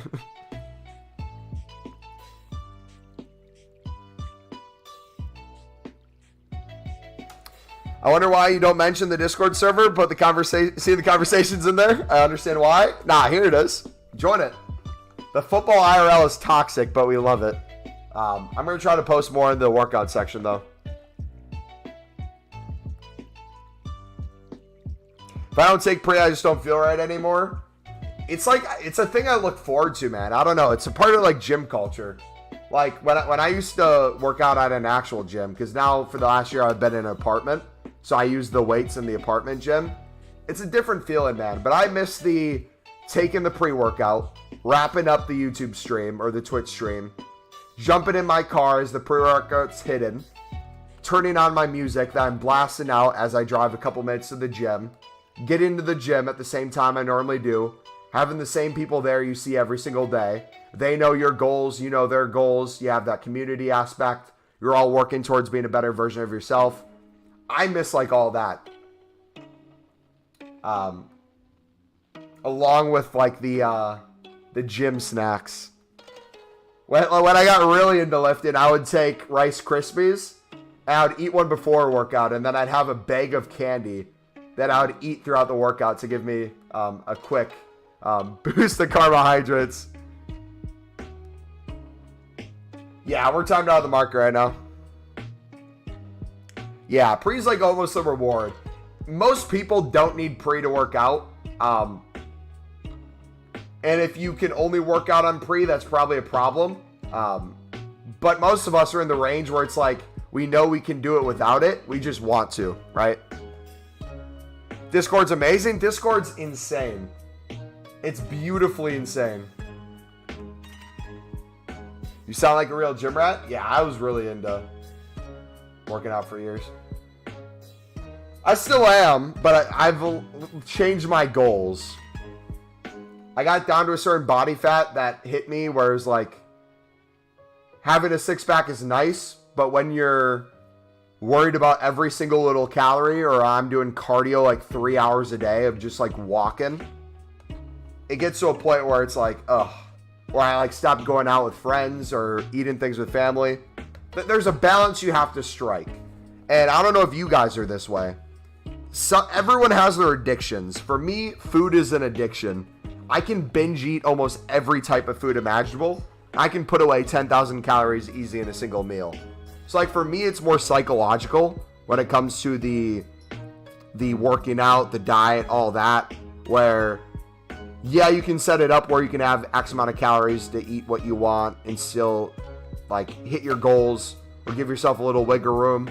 But I lack self-control in that department completely. If I have a bag of candy in the house and I tell myself I could eat one a day in my diet and I'd be just fine. In theory, yes. But that night would come, I'd end the stream, I'd be watching YouTube or Netflix, and I would eat that whole bag of candy. How tall are you? 6'2". How much money did you make on Heroes? I opened my pack and I'm going to be making about, 25K for the pack, so down 25K. I can probably sell my Donovan for 70 plus K, so whatever that is, 45K.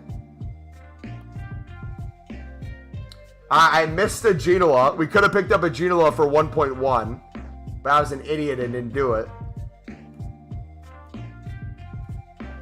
Wait, did I relist them again accidentally? No, tell me I didn't relist them. Oh no, he still has half an hour.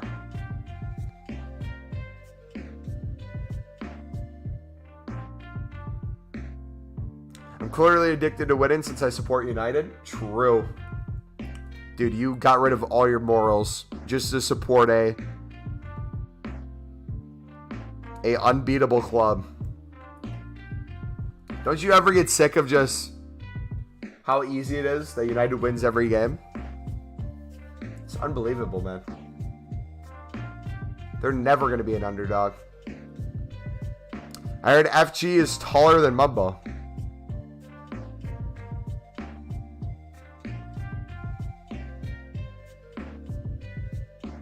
To be fair, the problem with that is that if the temptation is there, if the thing that you want or crave is apparent in your household, it'll be actually difficult to be disciplined. So for me, how it kind of works too, I can be disciplined. I can be extremely disciplined in different aspects of life. It all depends on the goals I'm working towards.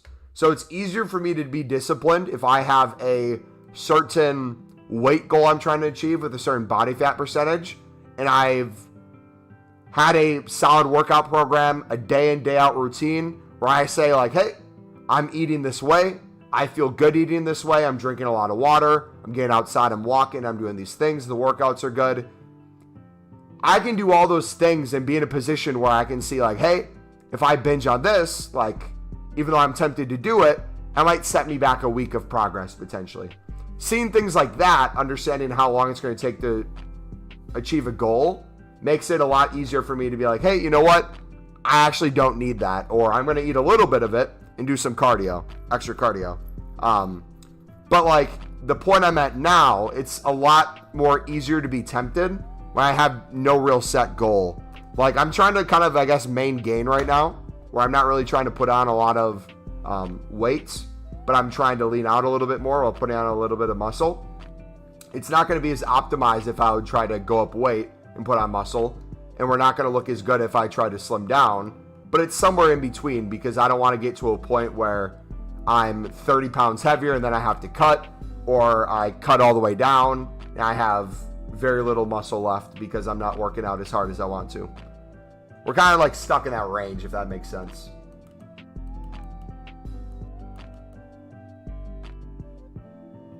Can actually say I support an unbeaten club.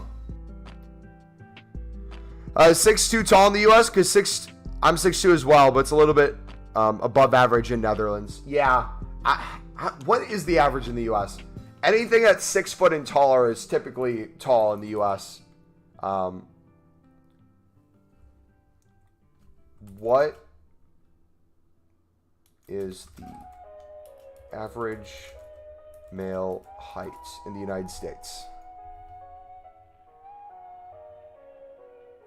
The average height is about 5 foot 9 inches. And women's preference in the United States is about 6 foot. So like a lot of women will say if they had to choose a guy off of height, they would want him 6 foot plus. The other common answer is taller than she is what's usually talked about. So when I crave something, I completely isolate it from my life until I gauge control of it. One thing I learned too, and like life is all about learning, man. At the end of the day, you go through stuff, you learn from it. I would never change a lot of the stuff that I did wrong, just because there's so many lessons to be had from it. One of the things I completely did wrong in my fitness journey that if anyone else can learn from, I would really, really urge you to like contemplate what you're doing. I was so strict with my diet at certain points where I kind of touched it on before.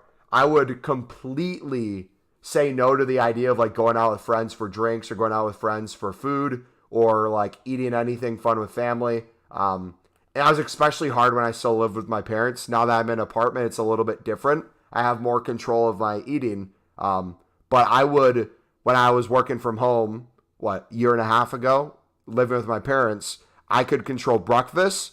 I could control my snacks. I could control lunch. But dinner very much was always something that was extremely high in calories and extremely low in protein. And I never wanted to be seen as disrespectful because I appreciated my family for making the meal. But like it would never go towards kind of like my macro goals of what I wanted to achieve. And knowing me, around dinner time is when I'd be extremely hungry. So there's times where I'd make alternate dinners for myself. There's times where I would just eat less of that dinner. Or I would stack calories differently. So I'd eat a little less during the day so I could afford myself a little bit more there. Or I'd eat more protein earlier in the day. That way I need less for dinner. There's like workarounds to it. But for really down the line, when I was getting towards, I would say like 11% body fat, it got really bad because at that point you're so precise on what you're eating that if anything doesn't align up with the macros or the amount of calories, it's not good. Plus, at that time, you're extremely moody because you're just hungry. And it's just, you're like the worst version of yourself. So there'd be times where I was very unkind to the people around me just because I feel like absolute shit, but you look a little better to yourself than what you originally were. And that can be a very kind of toxic place to be in, because you hit a point where what started a health journey as something you're doing for your health is no longer about health, and it's more about your appearance, and it's not health. Because if you're getting down to an extremely low body fat percentage, you're cutting out a lot of like the activities with friends and families, or food, you're making it where you can't eat anything besides these set things. You start developing with people and with food these relationships, whether you see it at the time or not, that aren't necessarily the best. And from that, it kind of taught me that I don't have to go as strict. I don't have to go as loose as loose as well. So like when I cheat and I go crazy on the amount of food I eat, I don't have to binge. I can have something bad, but no, I don't have to like finish the whole bag. I know I can go do some cardio, but I don't have to go walk 10 miles. I'm slowly starting to see like, hey, there's a little bit more balance to it. Because what I used to do in FIFA 21 is when I would get off of work, I would work from like 6:30 a.m. to about 4 p.m. I'd start the stream at 4 p.m. We'd stream until like 7 p.m. I'd do a Twitch stream then from like 7 to 8 p.m. or whatever it was. I would go take pre-workout, do a bunch of cardio. I would not see family for like the whole evening, or I wouldn't be hanging out with friends. My whole night would consist of all that, and then everything was planned out to a T of what I was going to eat, what I was going to do. It was the same repetitive days over and over, which is not necessarily bad having a schedule, but like over time, what I've realized is what I was trying to do for appearance sake and personal goals of fitness. I didn't necessarily need those goals. I wasn't competing. It was more of a thing. I was seeing if I could just hit a goal more than like what the goal was itself. I took pride in it a little bit. So like part of my personality wrapped around that for a period of time. And then like, again, spending less time with friends and family. So your relationships, whether you realize it or not, get affected too. So if there's any advice I can offer you guys, understand balance in life. It's okay to balance. It's okay to have a goal and want to achieve it. Like if your goal is to be a streamer, you have to put in the time. You have to put in the time. You have to be consistent. But you also have to balance stuff too. If streaming's important to you, but you also are in a relationship, you got to balance those relationships as well. You can't just cut everything off to go after that one thing, especially if that one thing maybe you don't want it in a year. It seems like a very strict schedule and something you could be burnt out from. So fitness-wise, yes. The fitness schedule, that one was the last kind of couple months of the plan. It was a little bit more loose before that, but yeah, it only lasted a month and a half, 2 months tops. It was unbearable to do. It made me feel like absolute crap. I had no free time. It definitely was something that wasn't possible to do long term, which then, kind of off of that, I started seeing, hey, what things can I consistently do long term? A little bit of walking here and there, 5,000 to 10,000 steps a day. Nothing too crazy. Getting up to walk a little bit throughout the day. Working out for less time, but being very precise when you're in there, right? Working to failure, getting those reps in, understanding what I'm going to be doing before I get to the gym. Yeah. Orange is over 200K now. Jeez. He was like 160, 170 40 minutes ago. Yeah, prices are going crazy. I want to see what Gino is at. Is he back up? Jeez, I missed out on so many coins.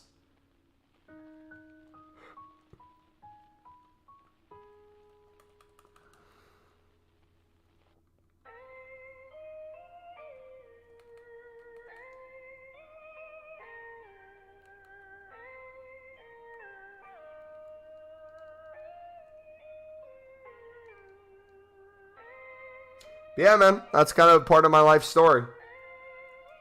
After kind of concussions and I had to stop playing the sport I love, I kind of found myself going to lifting as kind of the way to achieve that feeling.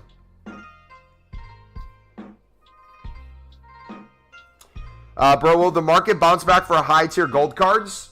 The market will go like this for the rest of the year for gold cards. Woo. But in that, you're going to have little pockets where they go up and down. So what's going to happen is Sunday sell off or when people are done with Weekend League, the gold rare prices are going to plummet, right? Then they're going to rebound a little bit as people buy into their teams for the Weekend League or throughout the week. They're going to plummet again. Go up a little bit because people want to buy into their teams again. Go down. There's going to be a bunch of promos where there's different cards that people are going to want instead of those. And slowly they're going to keep losing value. And it's typically around Black Friday. So about a month from now. Whatever still has value, there's that huge market crash that just throws everything down. American football? No, actual football. Soccer.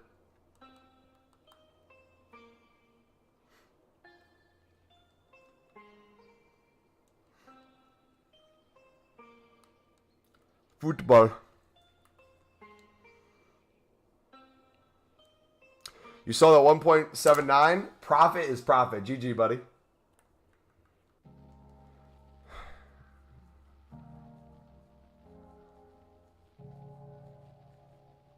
Yeah, it's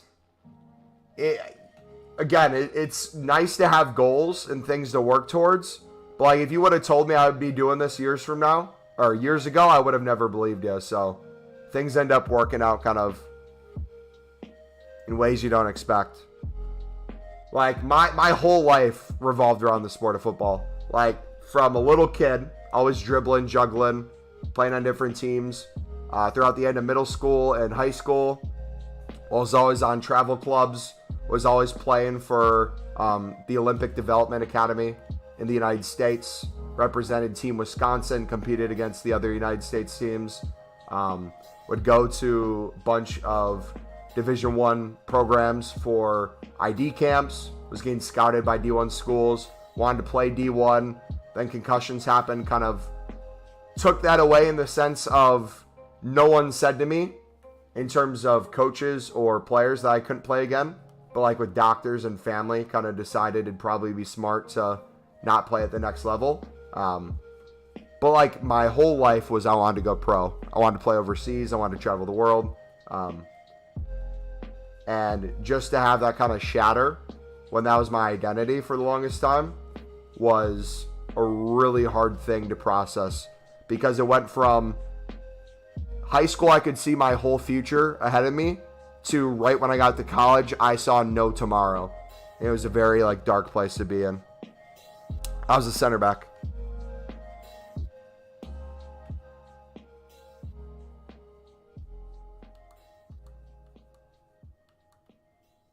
When Conte football of concussions? Yeah, so the couple worst concussions I got, I'll explain them. So I got a ton. I got probably 3 to 4 that I got official concussions for and went in for. But then you have concussions outside of the actual documented ones that you tell nobody about. So the worst one that I had that was documented, I went up for a header. I jumped over the guy's shoulders, did like a flip and landed hitting the back of my head on the ground. Thought I cracked open my head. Gladly I didn't, but knocked out immediately. Woke up in the hospital. That one was bad. That's when we kind of decided it'd probably be smart to decide whether or not I wanted to play anymore. I had one where we were playing our rivals. It was a game where we had a 1-goal lead. Our keeper got beat. The guy played the ball behind our keeper. I was standing on the goal line. The ball's kicked at me. I made a diving save with my leg to kind of stop the ball from going in. But then the ball kind of bounced towards kind of the PK spot. And I didn't have a lot of time to get there. I couldn't slide tackle because I might have drawn a foul. I couldn't clear the ball. all I could do was like roll over and put my head in front of the ball. So if this was the ball, this is my head directly on the ball, and then here's the guy kicking the ball directly into my head, and that instantly just hit right into my skull, and just all the force went directly from that ball into my head. And I had my head in a position too where it wasn't to the side, where like, you know, your head had room to go. I was like, I don't even know what you call it, like turtled a little bit, where my neck was in. And it just took that blunt contact. I thought I'd pass out there, but miraculously I was able to get up. But then a ton of different ones like that where you fall down, you hit your head, you go up for headers, you get contact. Very much kind of towards the end of my footballing career, I had to stop going up for headers, and it sucked. I had to rely more on taking free kicks than heading free kicks, which ended up working well. I scored a couple free kicks and long distance goals, but I miss being able to throw your body in a box and go up for headers. Oh yeah.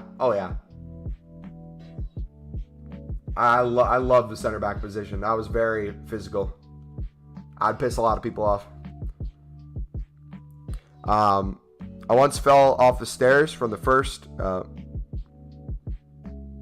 floor at school, and it was on the hard mat ground. Felt unconscious. Oh. Ugh.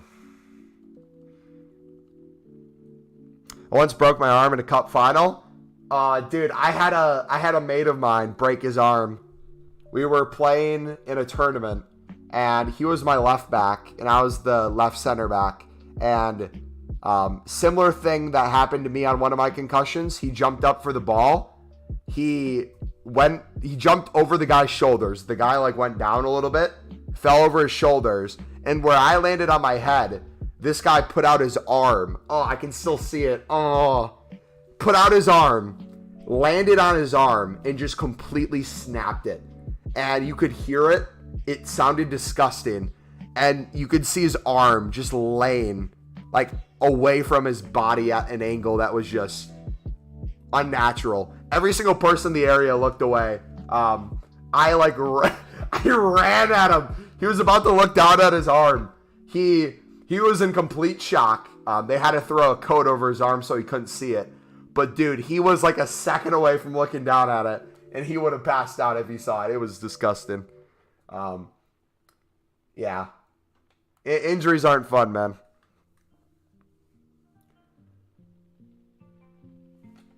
What should I sell my gold cards on Monday or Tuesday after the supply from Weekend League?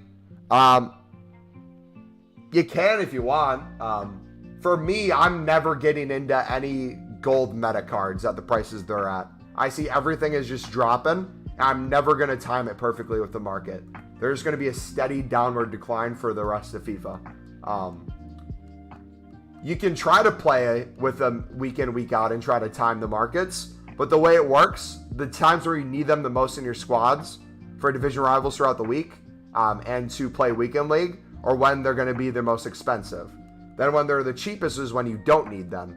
So it's always going to line up where you need them. They're not going to be the price you want them to be. So what I would do instead, if you want to keep them in your team rather than constantly sell them on and get rid of them, have a trading tip that you can kind of make up the difference. If Renato Sanchez goes from 50K to 40K and he drops 10K, that means nothing for your team if you're making 50 to 100,000 coins a day on silver center back flipping, or throughout the week with silver center back flipping a couple minutes a day. You know what I mean? It's all kind of about perspective like that. Ugh. I thought it broke my forearm on Monday, so I don't understand how there's no serious damage. My initial mobility issues and major bruising. Still not fully mobile, but managed to get 11-7 on champs. Hey, as long as you can play champs, man, that's the important thing. Alright, see you, Hamza. But nah, man, like, as funny as that is, that you brought up FIFA, I know people who, like, break their hand or have, like, a hand injury, and no one ever thinks right away about how it's going to affect video games. But my goodness, I could imagine. how better my life would be if I couldn't play Weekend League because I physically couldn't use my hands that way.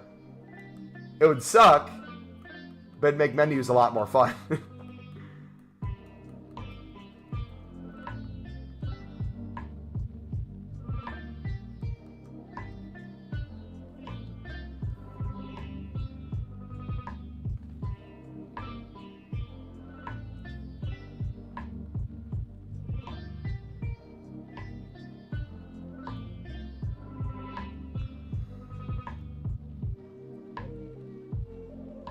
Yeah, man, going back to it, like, the crazy thing is it was at that point, like, kind of going to college, where I was now going to college not for a sport, and now for school, where I 100% thought I'd be going for a sport.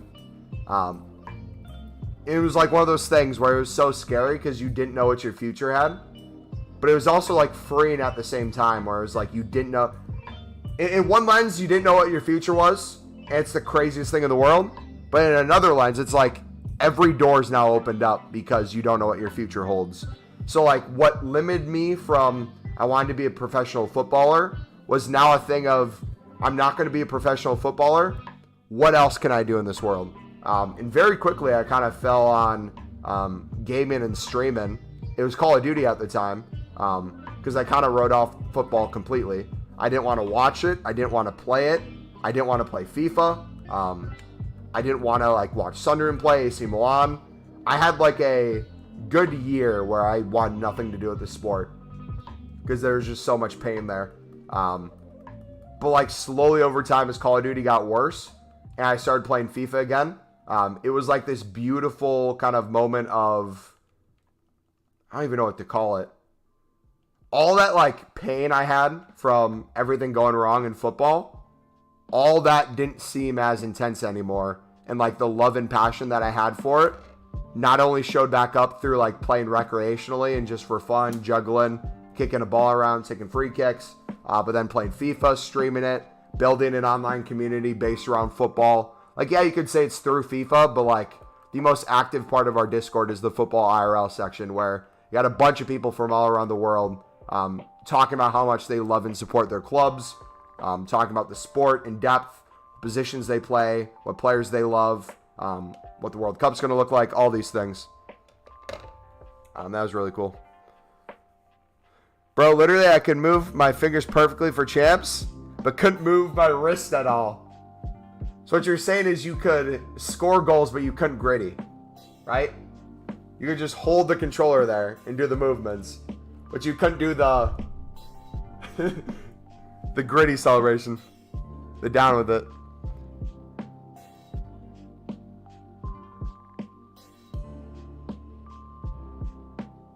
Imagine not supporting your club during double relegation. Oh no, I wasn't watching during the first relegation, but after the second relegation in the League One stunt, I was fully supporting them through failures in League One. That was tough.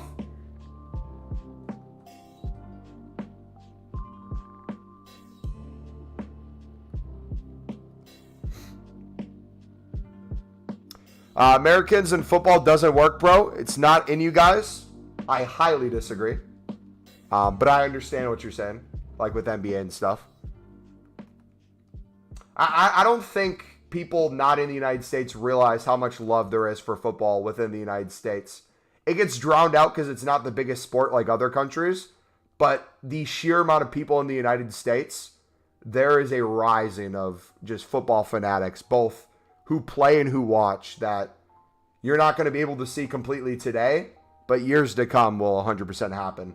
Like, our youth academies are infinitely getting better year after year. So within the next 5 to 10 years, you're really going to start seeing that come across through U15 onwards up to the national team. When it comes to the MLS, I'm personally not a big fan of how the MLS is oriented. I personally prefer a relegation and promotion system. But in terms of the talent the U.S. is able to get in terms of foreign players, it's going to get younger and younger, more and more stars. Americans are going to get better and better.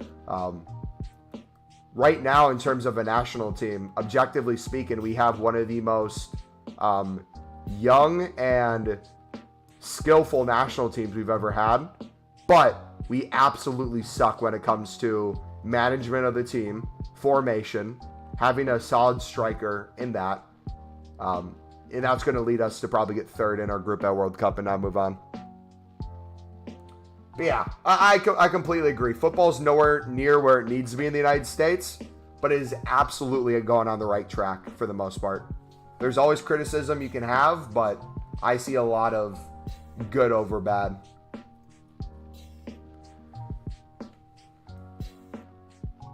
What a fake fan. My arms are so weak, couldn't put the controller weight on my left arm without feeling pain. I'm going to take my pre-workout too. Give me a second. I'm going to take my pre-workout. We're going to keep talking. We'll stream for another 20 minutes or so. Then I'm going to go work out. Let me take it real quick.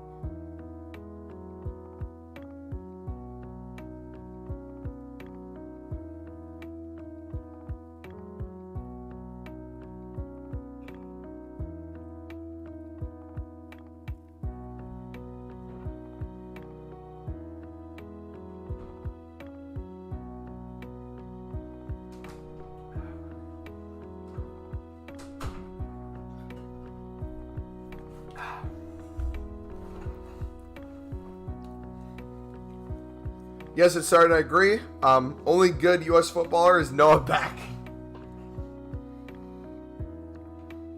Pulisic taking the lead. And clubs are buying stars. So Pulisic is definitely up there. I would argue where Pulisic's ceiling is, the highest Pulisic can reach is probably Gio Reyna midway through his career. I think Gio Reyna is going to be absolutely clear. Internationally under the badge and kit of the United States, and club-wise for whatever teams he goes to in the future. He's been plagued with injuries at Dortmund. I don't know if his plan is to stay there long-term, but I definitely think once he's back on the pitch, him and Dortmund will do pretty well. And if he leaves, he'll do well at any other club he goes to. But Pulisic's in an interesting situation, man. Is it Potter who took over? Is it from Brighton, the new manager? We'll have to see what his goal is with Pulisic in the new system. It still looks like he's heavily coming in off the bench, especially before the most important World Cup in recent history for the United States since we missed the last one. That's not a good thing to have one of your key players not getting much playing time.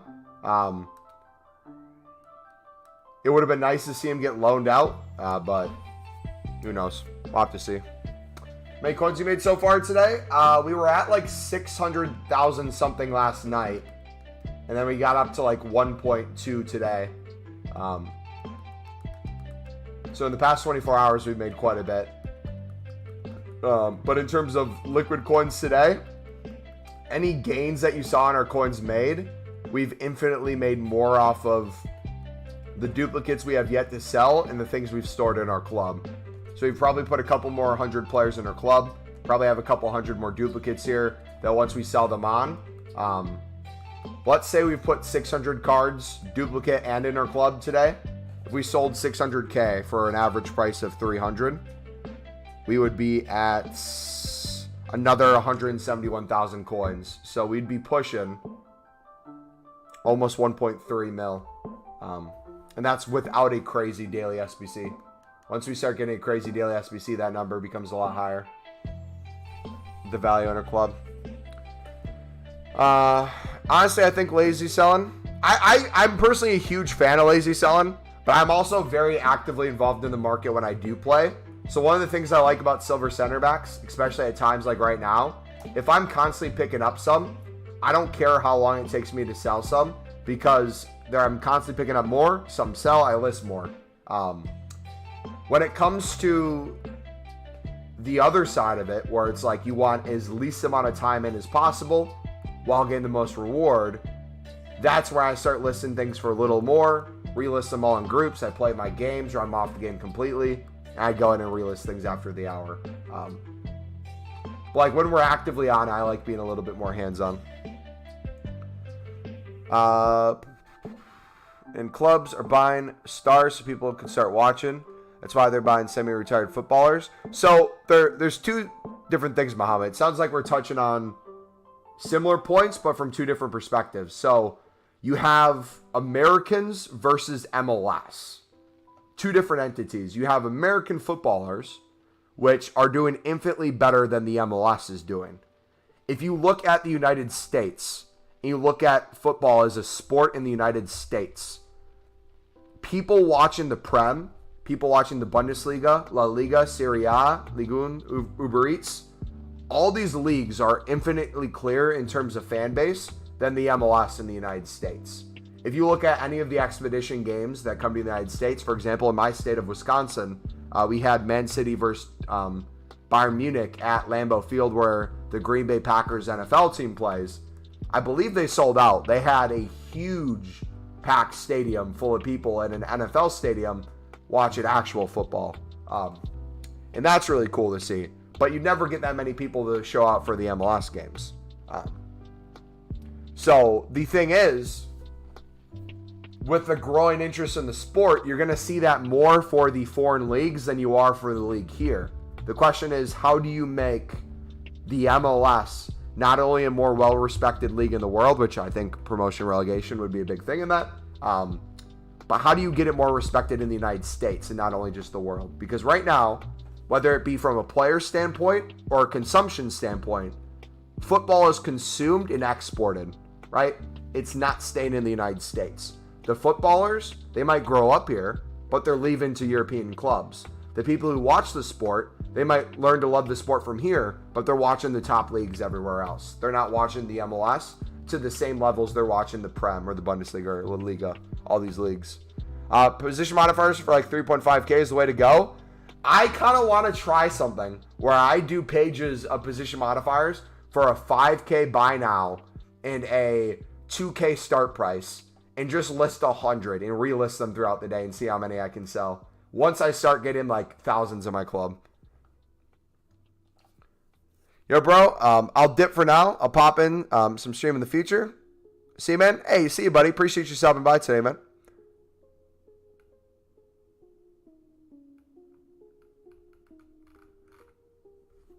Yeah, I did the hero pack. I got Donovan. How do I get more coins? Look at the pinned video in chat, buddy.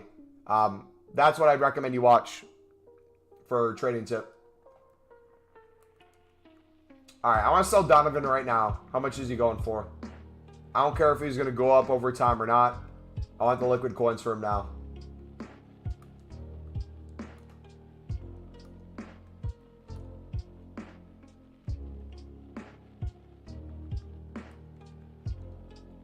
Okay, I'm listing him for 75.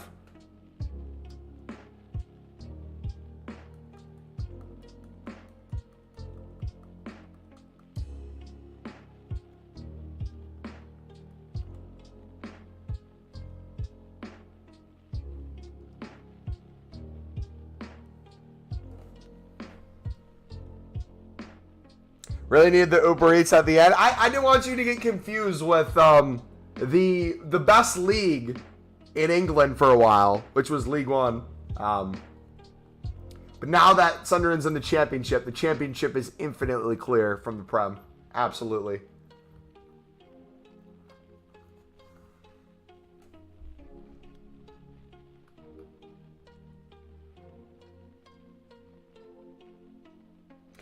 Did anyone see the score of the Leipzig game? Did anyone keep up with it?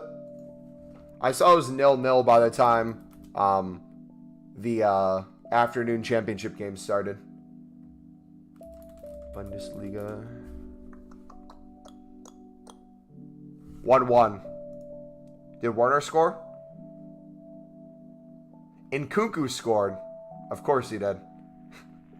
Of course he did. Nkunku scored. He probably assisted himself too. Berlin's still in first. Bayern's in third with a game more played. So Bayern has 16 points with 9 matches played. Freiburg and Union Berlin both have 8 games played with 17 points. Interesting.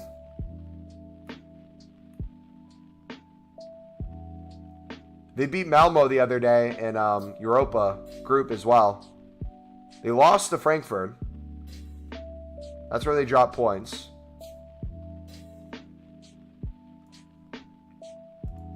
I wonder how long they're going to hold out. I feel like in a couple games, Bayern's going to be back in top.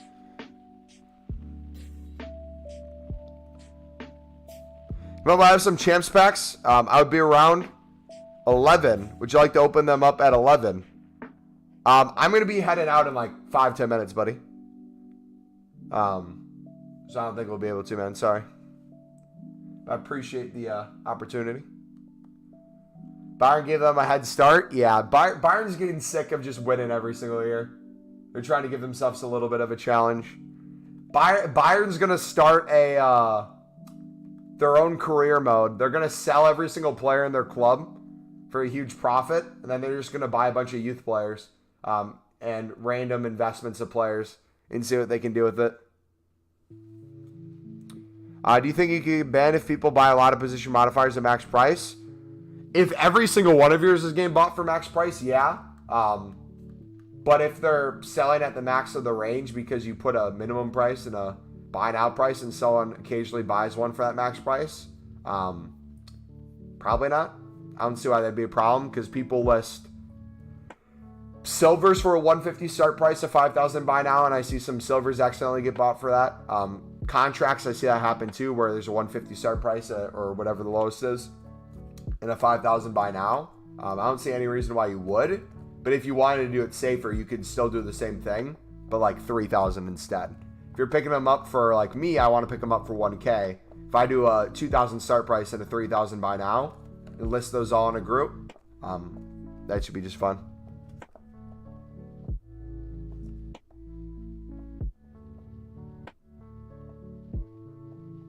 You're right, but football's football. United barely scraped the win against... Yeah, who did they play?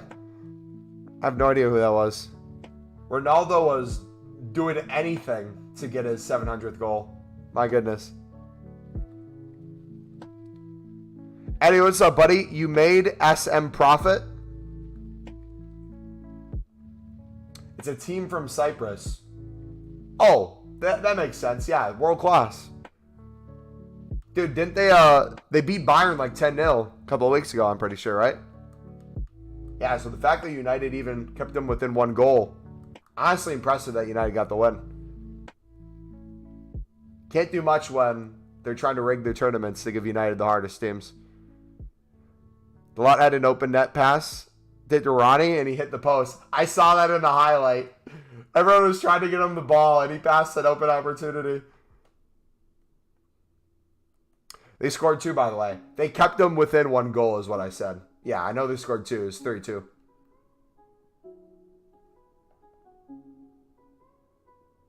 CR7 is not lucky no more?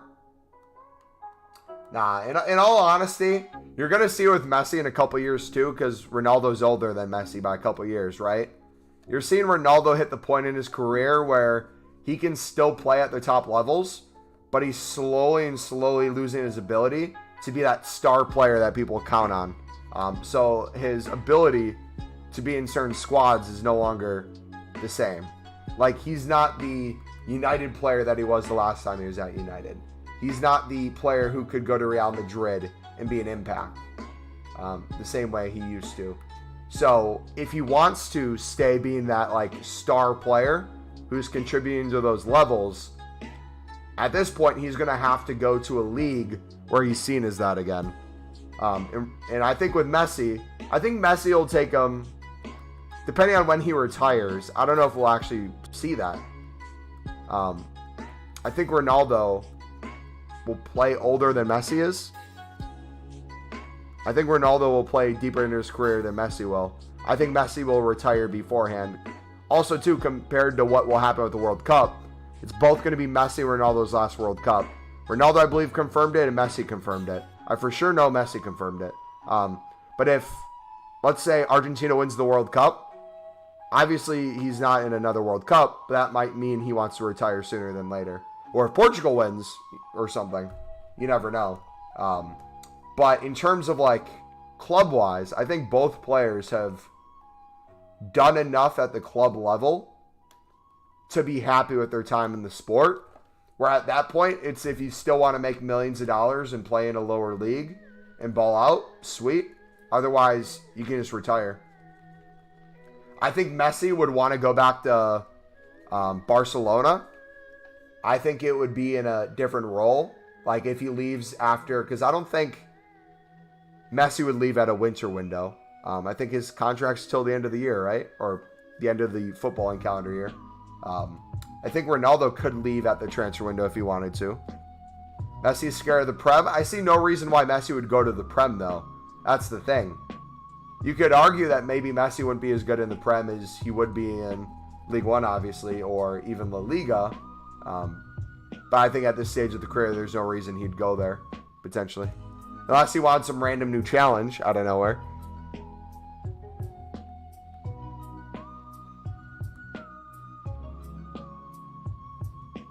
Can't believe I'm saying this, but Ronaldo needs to improve his finishing. Dude, I imagine if Messi went to City, bro. Imagine that. Let's see.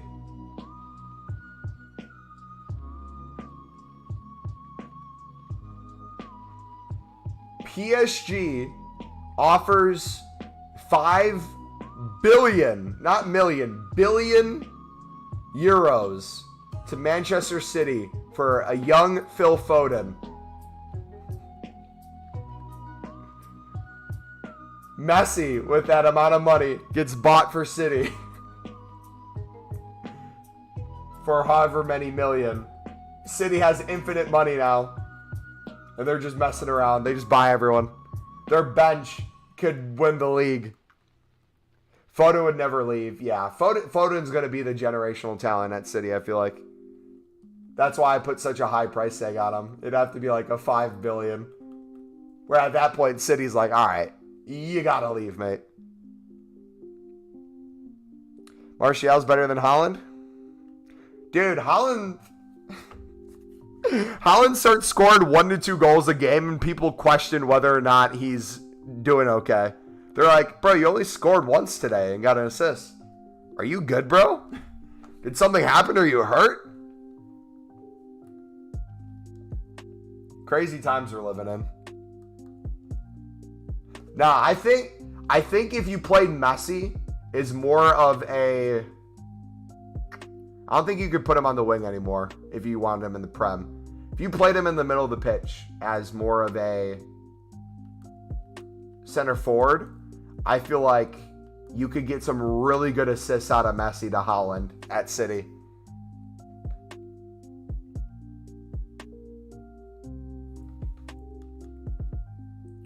Yeah, if Messi played on the wing and they played against United, Malacia would be like riding Messi's back the whole game. He'd be on him.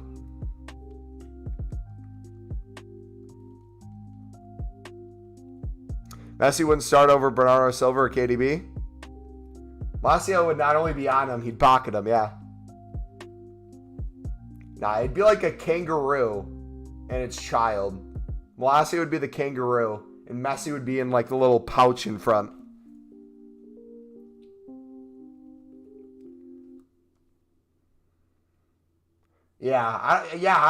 I think after the United-Liverpool game, I haven't seen Mohamed Salah in the Prem at all. Like, he's not even injured or anything. I think he's just still in the pocket in Lazio. That would make perfect sense if that was the case.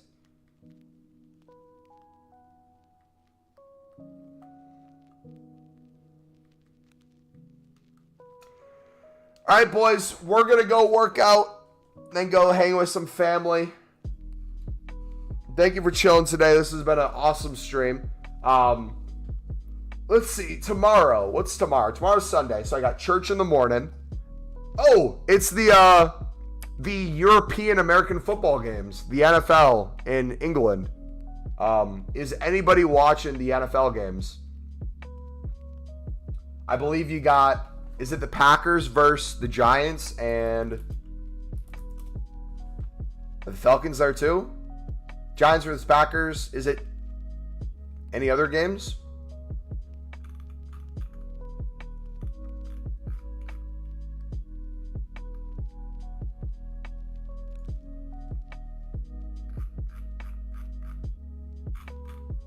I'm not sure.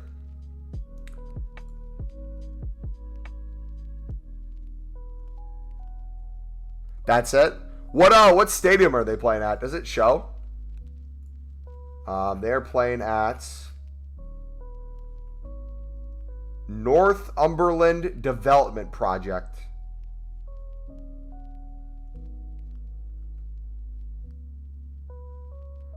Centers around the new Tottenham Hotspur Stadium, which replaced the White Hart Lane. It's the home ground of Tottenham Hotspurs. Okay. I've never heard that stadium name before. The Northumberland Development Project. You talking about hand egg? Yeah. The fake football sport. The non-real football. They're in England tomorrow. Ramos red card. How's PSG doing this season? What's the standings right now? PSG's in first by 3 points. Marseille's close. Lorient, Lens, Monaco, Reims, Lyon.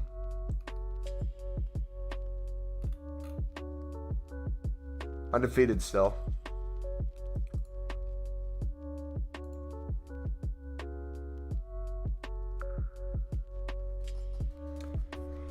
Have you never heard of the North Umbrella Lens Stadium? But earlier I packed Lamar, ordered the knockout, and then sold him for 150, and then opened the hero pack and got a 120k hero. They got Jisung Park for 90k and Robbie Keane for 120. Made 500k altogether selling. You're gonna cherish that, buddy. That's awesome. 0-0. Okay. Anyways, so tomorrow, let's see. What's the plan tomorrow? Tomorrow, church in the AM. After church is done, I should be back before new content. So we should be able to be live for a new content stream. Probably like a half an hour before new content, kind of like we did today. It will probably be a shorter stream though. Probably like only 2 hours or so. Because then I got to go back to the church later in the day for some meetings.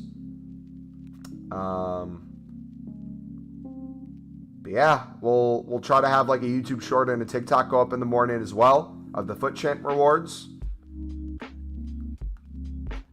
Yeah, dude. It's going to be a nice Sunday. Hopefully you guys have a good day. If your team hasn't played yet, good luck to your clubs. Unless your club is Manchester United, then I hope you lose. Yeah. God bless, dudes. See ya, boys. Adios.